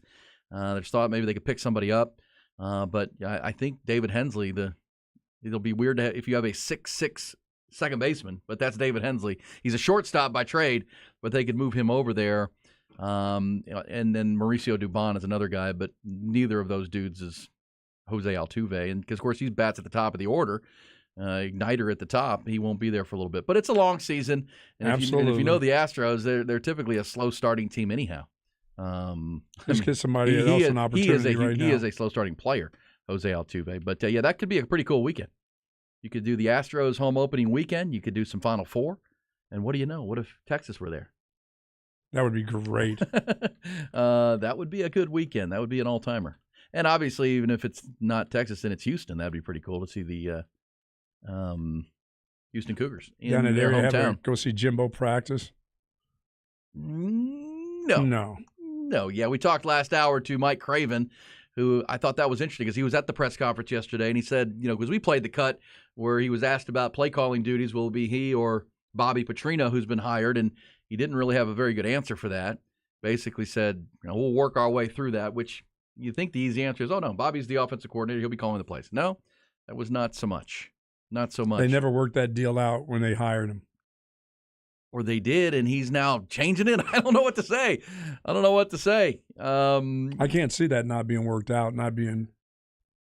or he just doesn't want to tell the media. He just wants to play around with them. Yeah, that's too. He could be being cagey. That's all. Just knowing it's going to like. But don't you, come on. He doesn't have the record to be cagey. No. Like he just lost, what did he win, 4 games last year? And they would have fired the guy if it hadn't been for the buyout that his agent negotiated. Yeah, I don't think you're in a place to be cagey. No, just kind of be honest with what's going on. And you want to build some goodwill. You want to, hey, we're, as Mike said, the future is bright. Bobby Petrino's here. We're excited. Half your Let's team go. left you last year. But you know what being cagey did? It plays into the narrative that Bobby Petrino didn't, that Jimbo Fisher didn't want to hire a new offensive coordinator. He didn't want to be introducing Bobby Petrino as the offensive coordinator because he wants to keep calling plays, which that just gave that further ammo that this could be an acrimonious situation down there. But by the way, that Astro series was with the Chicago White Sox. The home opener is on Thursday, the 30th for Houston. The Friday night game will be when they are given the World Series trophy. So you could make the Friday game, get to the Final Four games on Saturday if you win those tickets from Centex Ticket. There are 2 of them, of course, and then you could maybe catch the Sunday game on your way out. And then depart. You're right. Yeah, that'd be pretty good because the Sunday game is a day game, I believe, and it's Jeremy Pena bobblehead night at the ballpark. Cool. Jeremy Pena, your World Series MVP. What a stud. What a run he had as a rookie. Another stud replacing Carlos Correa comes in and becomes a stud at shortstop for that Astros team. Speaking of studs, can we go to the Vaqueros Cafe and Cantina hotline, a Tuesday college baseball visit with our man, Ty Harrington. He is our skipper, 20 years the head coach at Texas State, now doing great work on TV and radio for both the Longhorns and Texas State. Skipper, how are you? Well, I'm wonderful. I want to revisit the idea you just called me a stud, so I'm fired up. You just made my whole morning. So, I'm way above average now. So, and E, glad your mom's out of the hospital safe and feeling better. By the way. Yeah, me too. And it was a little scary for a short bit there, but looking good. And I'm glad she's home, and hopefully she's listening to us here this morning and hearing your well wishes. Coach, here it is. Now we're 21 games into the season for the Longhorns. The first 11 weren't great. The last 10 have been wins, and now got one more tune-up and to get yourself ready for conference play. I know as a manager, you kind of play this thing in phases. You got to be, where are you right now if you're David Pierce with this ball club headed into conference play this weekend? Well, they're certainly evolving and trending in the right direction. You're starting to see that they're trying to, get a little bit of cohesiveness in that lineup for sure. And, you go from, I think earlier in the year around 240 or something like that now to 277. They're starting to evolve offensively. And there's several reasons for it. And I think a lot of it is, you start to watch Eric Kennedy and what EK is doing, not only from a power perspective, but, obviously everybody that knows him knows how fast he is and how he can create offense with his feet and his legs and with contact. And Peyton Powell, who it really kind of started back in Fullerton when he started really getting long looks at the baseball and started hitting balls back to the middle, then his power is starting to emerge a little bit more and come out, and with 3 homers. But with Kennedy with 7 homers, and again, Eric Kennedy has the ability to be one of the player of the year in the Big 12. He does. And now with that kind of experience, his work efforts and all the above. And so, Porter Downtown, as Keith Moreland loves to refer to him, the true downtown Porter Brown. I would like to see how many pitches that young man sees in a game. I mean, he gets really long at bats, and it's rare that he's a 2-pitch out. He goes deep into counts, has the ability to, and the confidence to go, into counts where he gets 2 strikes. It doesn't seem to bother him. He kind of hangs there. And then Mitch Daly is starting to hit again. And over the last 2-3 weeks, he's really starting to turn the corner offensively. And a guy that can create offense in multiple ways, not just through hitting him. And he's able to safety squeeze and hit and run and do different things.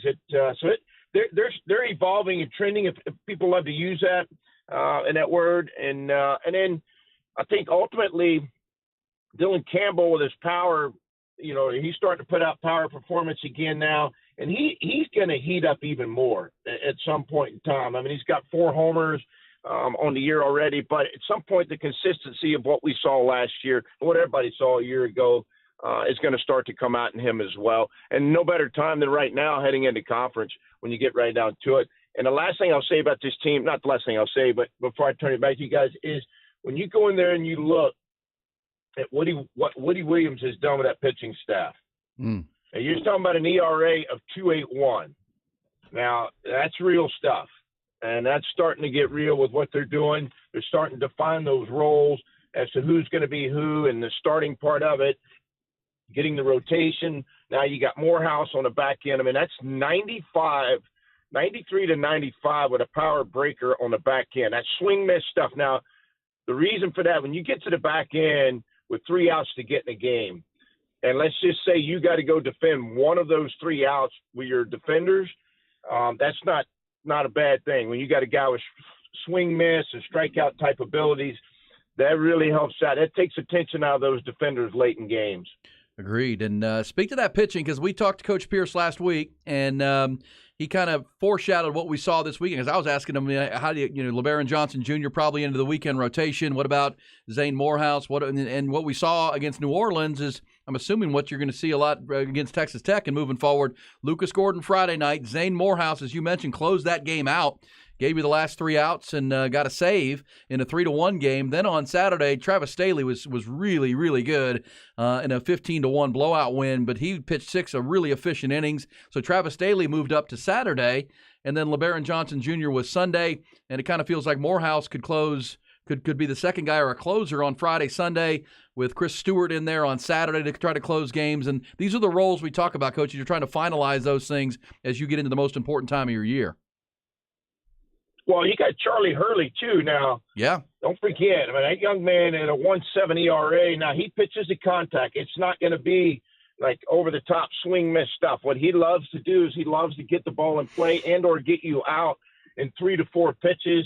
He's really efficient with it. He gives you a multi-purpose guy that if you're knocked up in a 2-2 game in the 6th, you could see it this weekend, in the 6th inning, all of a sudden you go to him on Friday or Saturday, whichever game it may be, he rides you out for 3 innings, right? Holds you right there and gives you a chance to win the game, gives your offense a chance to score late because, he has just been really, really good coming out of the ball. Likes it coming out of the pen, doesn't seem to bother him. And, like we've talked about this before, some people's heart rate is different when they're starting as opposed to when they're relieving. When they're relieving, they're amped up, and they're, and all of a sudden it takes them a hit or two to get their command back underneath them. Well, in relief, you don't have that time. You're going out there, when you put your spikes in that dirt, you got to have command ready. And matter of fact, you better have breaker command ready when you go in with runners in scoring position. And so Charlie Hurley's able to do that. I think Shaw has been able to do that as well. Heston Toll, Burke, all those guys have been able to come in. And really, truly, Max Grubbs was good the other night when I saw him. And when we had him on radio, he came in, that ball has tremendous sink to it and a lot of ground ball potential. So that staff, when ultimately pitching in the end and defense, and you're starting to see their defense get back up to the 972. Now, not to the 982 where it was a year ago, but which was unbelievable. They were number one in the country. But you're starting to see them evolve and starting to get those roles defined as the starters and where they come in relief, and it makes it comfortable for those relievers moving forward. And that's just part of the game in college baseball. An injury can all of a sudden change all of that. A bad outing could change, or, two bad outings could change all that. But you're starting to see them evolve into that and to their roles. Coach, can competition change that too? I mean, some of the teams that they've been playing leading up to this, while they're on this winning streak, have not been like they're getting ready to face. But can that start to change? Can you start making different rotation moves during conference play, even though the conference has started? I mean, does that happen? It's not necessary that you're already done in March, making some of the moves that you're thinking of. When the competition ratchets up, guys react a little bit different. Oh, there's no question they do. I mean, you always have a handful that really love, embrace, and step into those moments, Bucky, and really live for those moments. And then you have some that aren't quite as confident going into those, and those are the ones that you put them into certain situations, 5 up, 5 down, is what a lot of coaches use as a gauge for them. And you keep evolving in moments. I think the big word now is high leverage moments. People like to lose. I get it. But really the big moments in games where coaches understand, hey, and it might be in the 5th inning or it might be in the 7th inning. This game is probably about to be decided. And those are the moments. What you don't want to do as a coach, which has happened to me multiple times in my career, by the way, you learn the hard way. You make that mistake of having the wrong guy in that moment, and you look up at the end of the game, and you're like, why did I put that in that situation? Right. And could have used so-and-so who fits that moment better. The game got decided in the 6th instead of holding him in your back pocket till the 9th inning. But to answer your question too, Bucky, yes, along with that, it's a constant evolving. And now that the conference is here, then it gets a little bit more on the line. Sure, there's going to be guys that embrace it more than others. Ty Harrington, our skipper here on B&E, and of course you hear him on games with Craig and Keith and the whole crew, also doing Texas State games, who have a big conference series opening up this weekend. Let me ask you, I know Tim Tadlock, the skipper there at Texas Tech, is a good buddy of yours. They're 18-4, but I do notice Texas Tech has only played 3 road games all year. They played every game at Dan Law Field there. They're 18-4. Their only road games were down at Houston in a tournament where they went 1-2. So they've loaded up on home games. They had a conference play. What do you know about this team? What does Tim Tadlock think about this year's group of Red Raiders? Yeah, Tim and I got a chance to visit early in the year before they even got cranked up game-wise, or maybe the week before, and really we're catching up and just seeing how life was. And but to be honest with you, he felt like they were really athletic. He felt like they could do multiple things offensively. He felt like he could play, multiple people in different spots, which gives him, some flexibility in his order. I think one of the things, if you go in there and you look, statistically, one of the areas he would probably love to improve on is the defensive side of it. I mean, they're, fielding wise, they're not, fielding as well, like 956 or 960 something, which is not normal for them, particularly on a turf facility like Texas Tech is, and as you just mentioned, playing so many games at home. And so I know it feels like, that's something they love to improve on. But when you look in there and you dig some numbers out and they're hitting 325, that's pretty good in college baseball. That's similar to what you saw the Longhorns hit on the whole year last year with that great offensive team they had. And then also on top of that, you're looking at a slugging percentage at 556. And so when you start looking at guys, that means they're hitting lots of doubles and homers and extra base hits, obviously. And so there's a lot of athleticism, he felt like. And then certainly the stats will tell you the same thing when you start glaring at them. Ty Harrington, and Texas State plays Coastal this weekend, right, to open up Sun Belt play for Coach Trout down there. I think it's Coastal in town, or are they going to Coastal? They're going to Conway. No, they're going to Conway, and they opened conference last weekend. And actually, oh, that's right, Southern Miss. Even them they had a great week last week. They beat Coach Trout's alma mater, TCU, and really and truly took complete control of that game from the first pitch till the very last pitch. At no point did I feel like that night. Now, each game's different. That I feel like TCU was really, going to get up and get after them. But Texas State did a great job. Then Southern Miss came in, 25th ranked Southern Miss, who hosted a super regional that had Ole Miss come out of their super regional a year ago. And Southern Miss's first year, it's Scott Berryham's first year in the Sun Belt. Texas State lost game 1, which was a great game on Friday night. But Levi Wells moved into Saturday, who is their number 1 pitcher. He sat out last week due to a small injury. He was back in. He came back on Saturday and was just dynamite. I mean, he was electric for 6 innings, and held Southern Miss. And it was still a great game. Texas State won on Saturday, then came back again on Sunday in the series winning game on Sunday, and played about as complete a game as they played. They were able to get enough starting pitching, but offensively, Chase Mora, the freshman, I think he's got 8 or 9 home runs of his 14 or 15 hits. It's the craziest thing I've ever seen. That young man, and not a ginormous kid by any stretch, and now he's hit 2 home runs out to center field. That used to be a huge deal, and he is, just taking on that field like nobody's business. And then really arguably, and a lot of people can argue this, and only because I've seen him a lot, Jose Gonzalez, the left fielder for Texas State, he's really a professional-looking hitter right now. His approaches, the balls he hits, how hard he hits, his bat speed, and he just doesn't chase out of the zone. And, he is just really an accomplished hitter for those guys right now. And now they're starting to play great defense. And it's it's ironic. When you start looking at these teams, they're starting to trend in the right way, Texas included and Texas State. You're watching these teams' offense start to get better, but really and truly you're starting to watch that pitching and the defense starting to evolve for both of these teams. And that's what's going to take you a long way. And I didn't mention this, but Texas Tech has already opened conference play too. They had a home series with Oklahoma State last weekend in Lubbock and took 2 out of 3 in that ball game. So they'll come in 2-1 in conference. The Longhorns' first conference game will be Friday night. Obviously, you got to take care of your business tonight with Incarnate Word in town. Don't sleep on that ball game at 6:30 tonight at UFCU Disch-Falk Field, and you hear it right here. What games are we going to hear you on this weekend, Ty? Well, this weekend I will be here in Austin, Texas, to have the Texas Tech series. Nice. And I'm really excited and fired up to be in Austin and to do the games. I have a blast doing it. I know that it'll be with multiple people because I know Craig Wade, y'all got that basketball thing that's going on right now. It's pretty exciting, by the way. And it's a lot of fun. And congratulations to Coach Terry and the team. You guys chronicle it all the time, and rightfully so. He has done such an unreal job.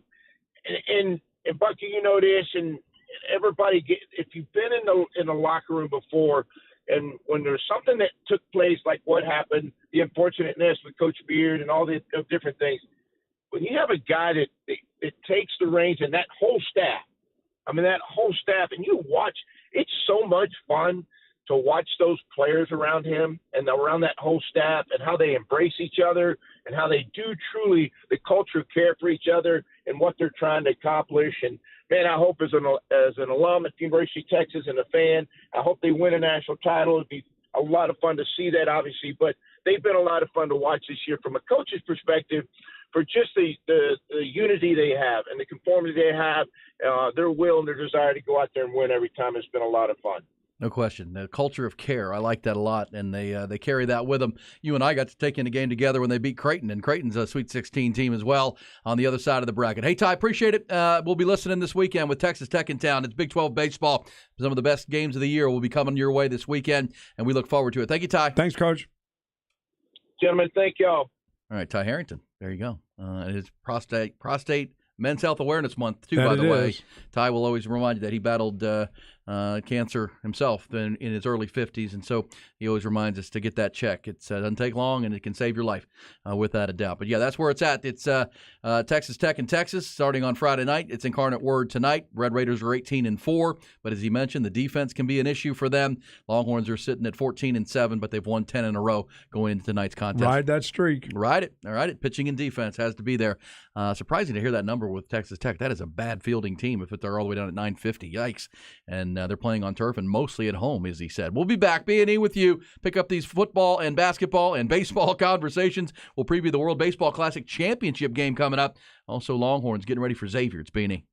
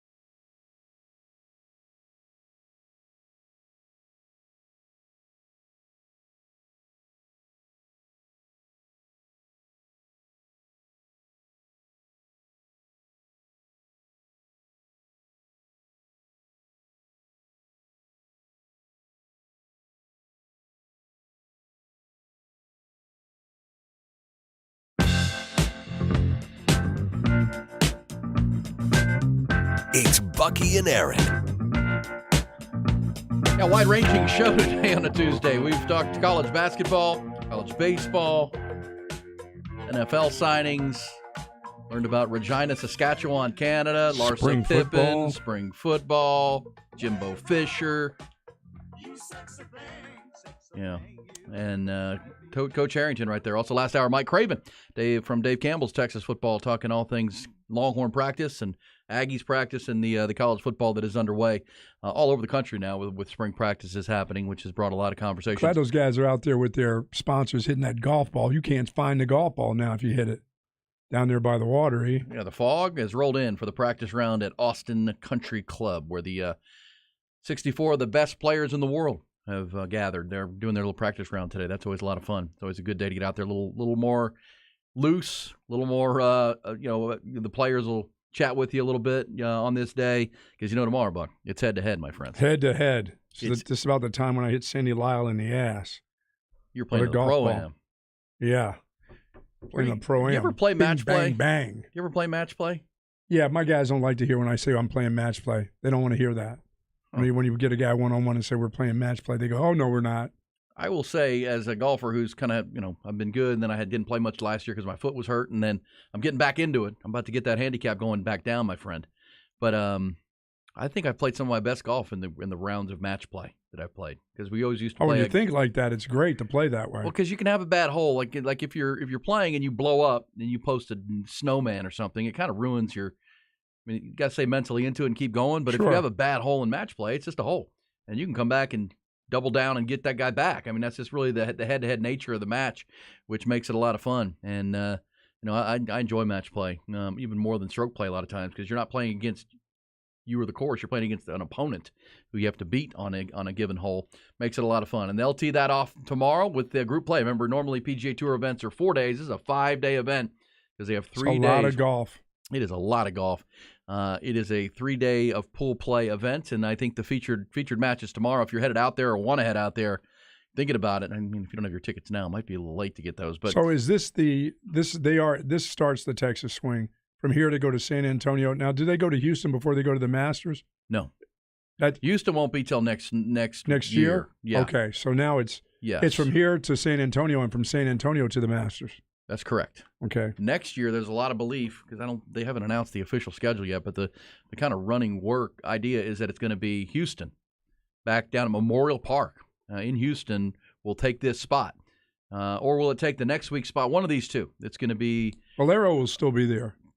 Valero Texas Open. I think there's a chance it goes down to San Antonio then to Houston. So San Antonio would take this week. Coming off the Valspar. Okay. Because the Florida swing this wrapped up, right? They played. Yeah, they're done. Through the Players' Championship and last week in Tampa there at the Snake Pit, where the Snake Pit kind of jumped up and bit Jordan Spieth on number 16 at that course and cost him a chance. But so then they're going to come to the Texas swing, and I would guess, just guessing, next year would be San Antonio this weekend, then Houston, then to the Masters. Now, it could go the other way, but San Antonio is a tough tournament. That is a tough golf course, man. Ooh, is it ever? That is. Even for the best players in the world, it's windy typically. And that's something we mentioned earlier with the weather. If you're looking at it, the clouds are going to persist most of this week. The Saturday, the Thursday round is supposed to be really windy. And it's always kind of windy down along the water there it is. At Austin Country Club, but it's supposed to be really windy on Thursday. So that obviously could come into play. That'd be the second day of pool play. In that situation. But, man, really looking forward to tomorrow. I love the John Rahm v. head-to-head match with Ricky Fowler. That'll be tomorrow. Because, remember, in the pool play, on the first day, 1 plays 4, and then 2 and 3 play. And then, of course, they round robin it.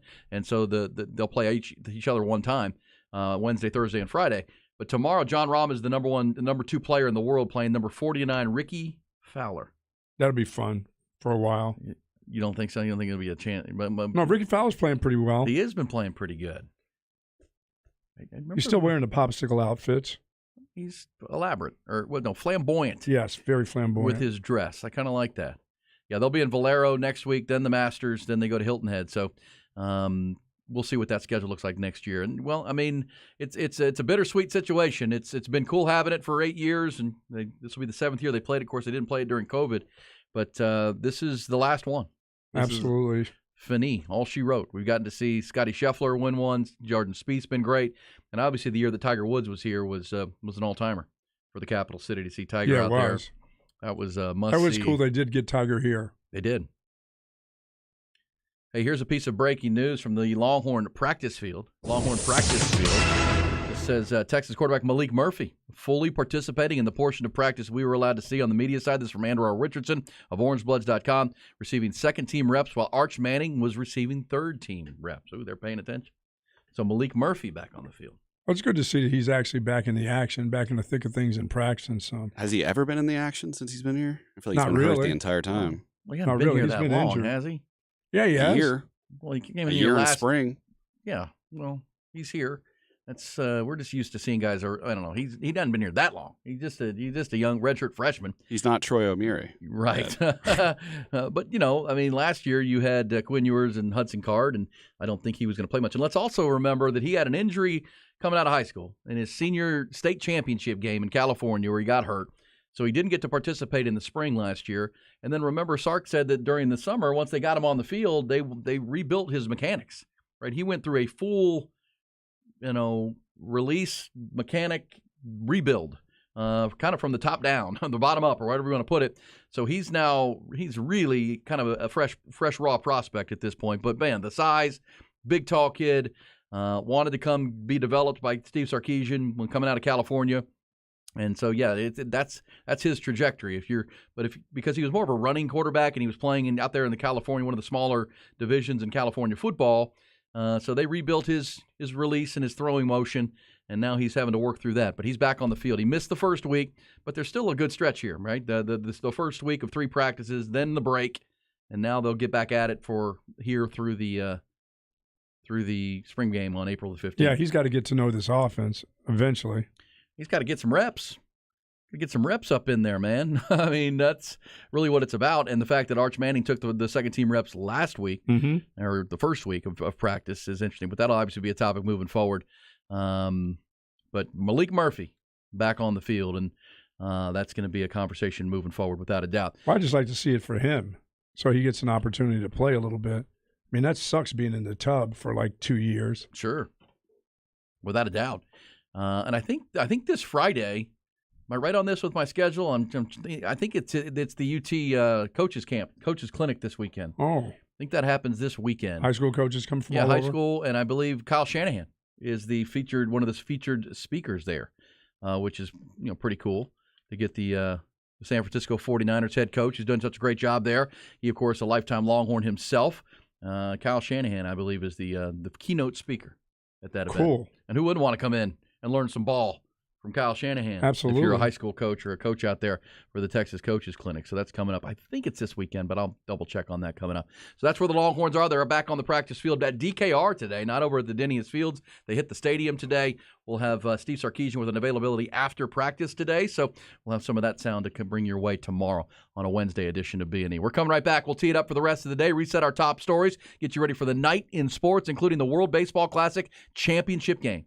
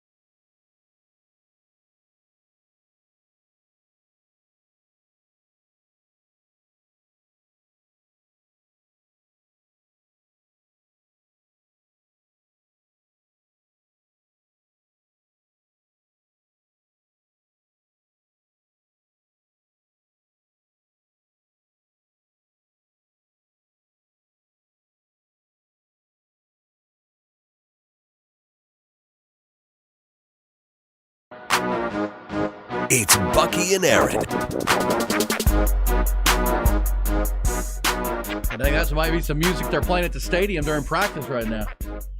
Also, in addition to Malik Murphy participating in spring workout number 4 today, Jonathan Brooks, the running back, practice course, had hernia surgery this offseason. He took reps with the first team wearing number 24. That's out this morning. Steve Sarkisian afterwards. So that'll be interesting to see how this emerges. They're going to practice today, Thursday, and yes, the coaches clinic is Friday and Saturday up there at the University of Texas. So that's the schedule for the week on the football field. We know the Longhorn basketball team is going to play on Friday night. Last game of the 8 Sweet 16 games on Friday night at 8:45. So later. It is. They'll play after Houston plays Miami in the early window on Friday night. So, 4 games Thursday, 4 games Friday. Longhorns the last one, and a chance to get to the Elite 8. Of course, if they win that game, then the Elite 8 game would be on Sunday. So quick turnaround just like last week. So be ready for that. Tonight, it's a game that you should all be tuned into. It's the World Baseball Classic, Japan and USA. It's the matchup everybody would have wanted just when it started because the Samurai Japan team have won, 3 of these World Baseball Classics. Team USA won it in 2017. They're looking to go back to back. So it's, over history, these are the 2 best teams in the world, Japan and USA. Venezuela made a strong run this year. They had the USA down in the 8th inning, and then Trey Turner hit that grand slam. Looks like that Merrill Kelly, the right-hander of the Arizona Diamondbacks, will get the start tonight for Team USA. He started the Pool C finale against Colombia and pitched 3 good innings. Japan, people thought maybe Japan was going to go with Yu Darvish or even Shohei Ohtani, but they're going with a left-hander, Shota Imagana. He will get the ball southpaw. That means the Astros outfielder Kyle Tucker will not be in the lineup. But Mookie Betts, Mike Trout, Paul Goldschmidt, the Texas State Bobcat will be batting third tonight. Nolan Arenado, Kyle Schwarber, Will Smith, Pete Alonso, Tim Anderson, Trey Turner. Your lineup for Team USA. And I think the question everybody will be asking is, could we see Shohei Ohtani pitch? He may come out later on and pitch. If they get a lead. He said he would. Hey, bring it. I saw some video of him just casually lifting 460-foot rockets into the upper deck there in batting practice. This guy's ridiculous. And Japan and the USA. Ty, can you bet on that? World Baseball Classic? Yeah, man. Oh, yeah. Big time. You all in on this tonight? What are we doing? Stars and Stripes? Oh, yeah. I'll back the blue. You gotta back the red, white, and blue. The red, white, and blue. I don't know. You're our professional gambler. Do you have a pick for us tonight or what?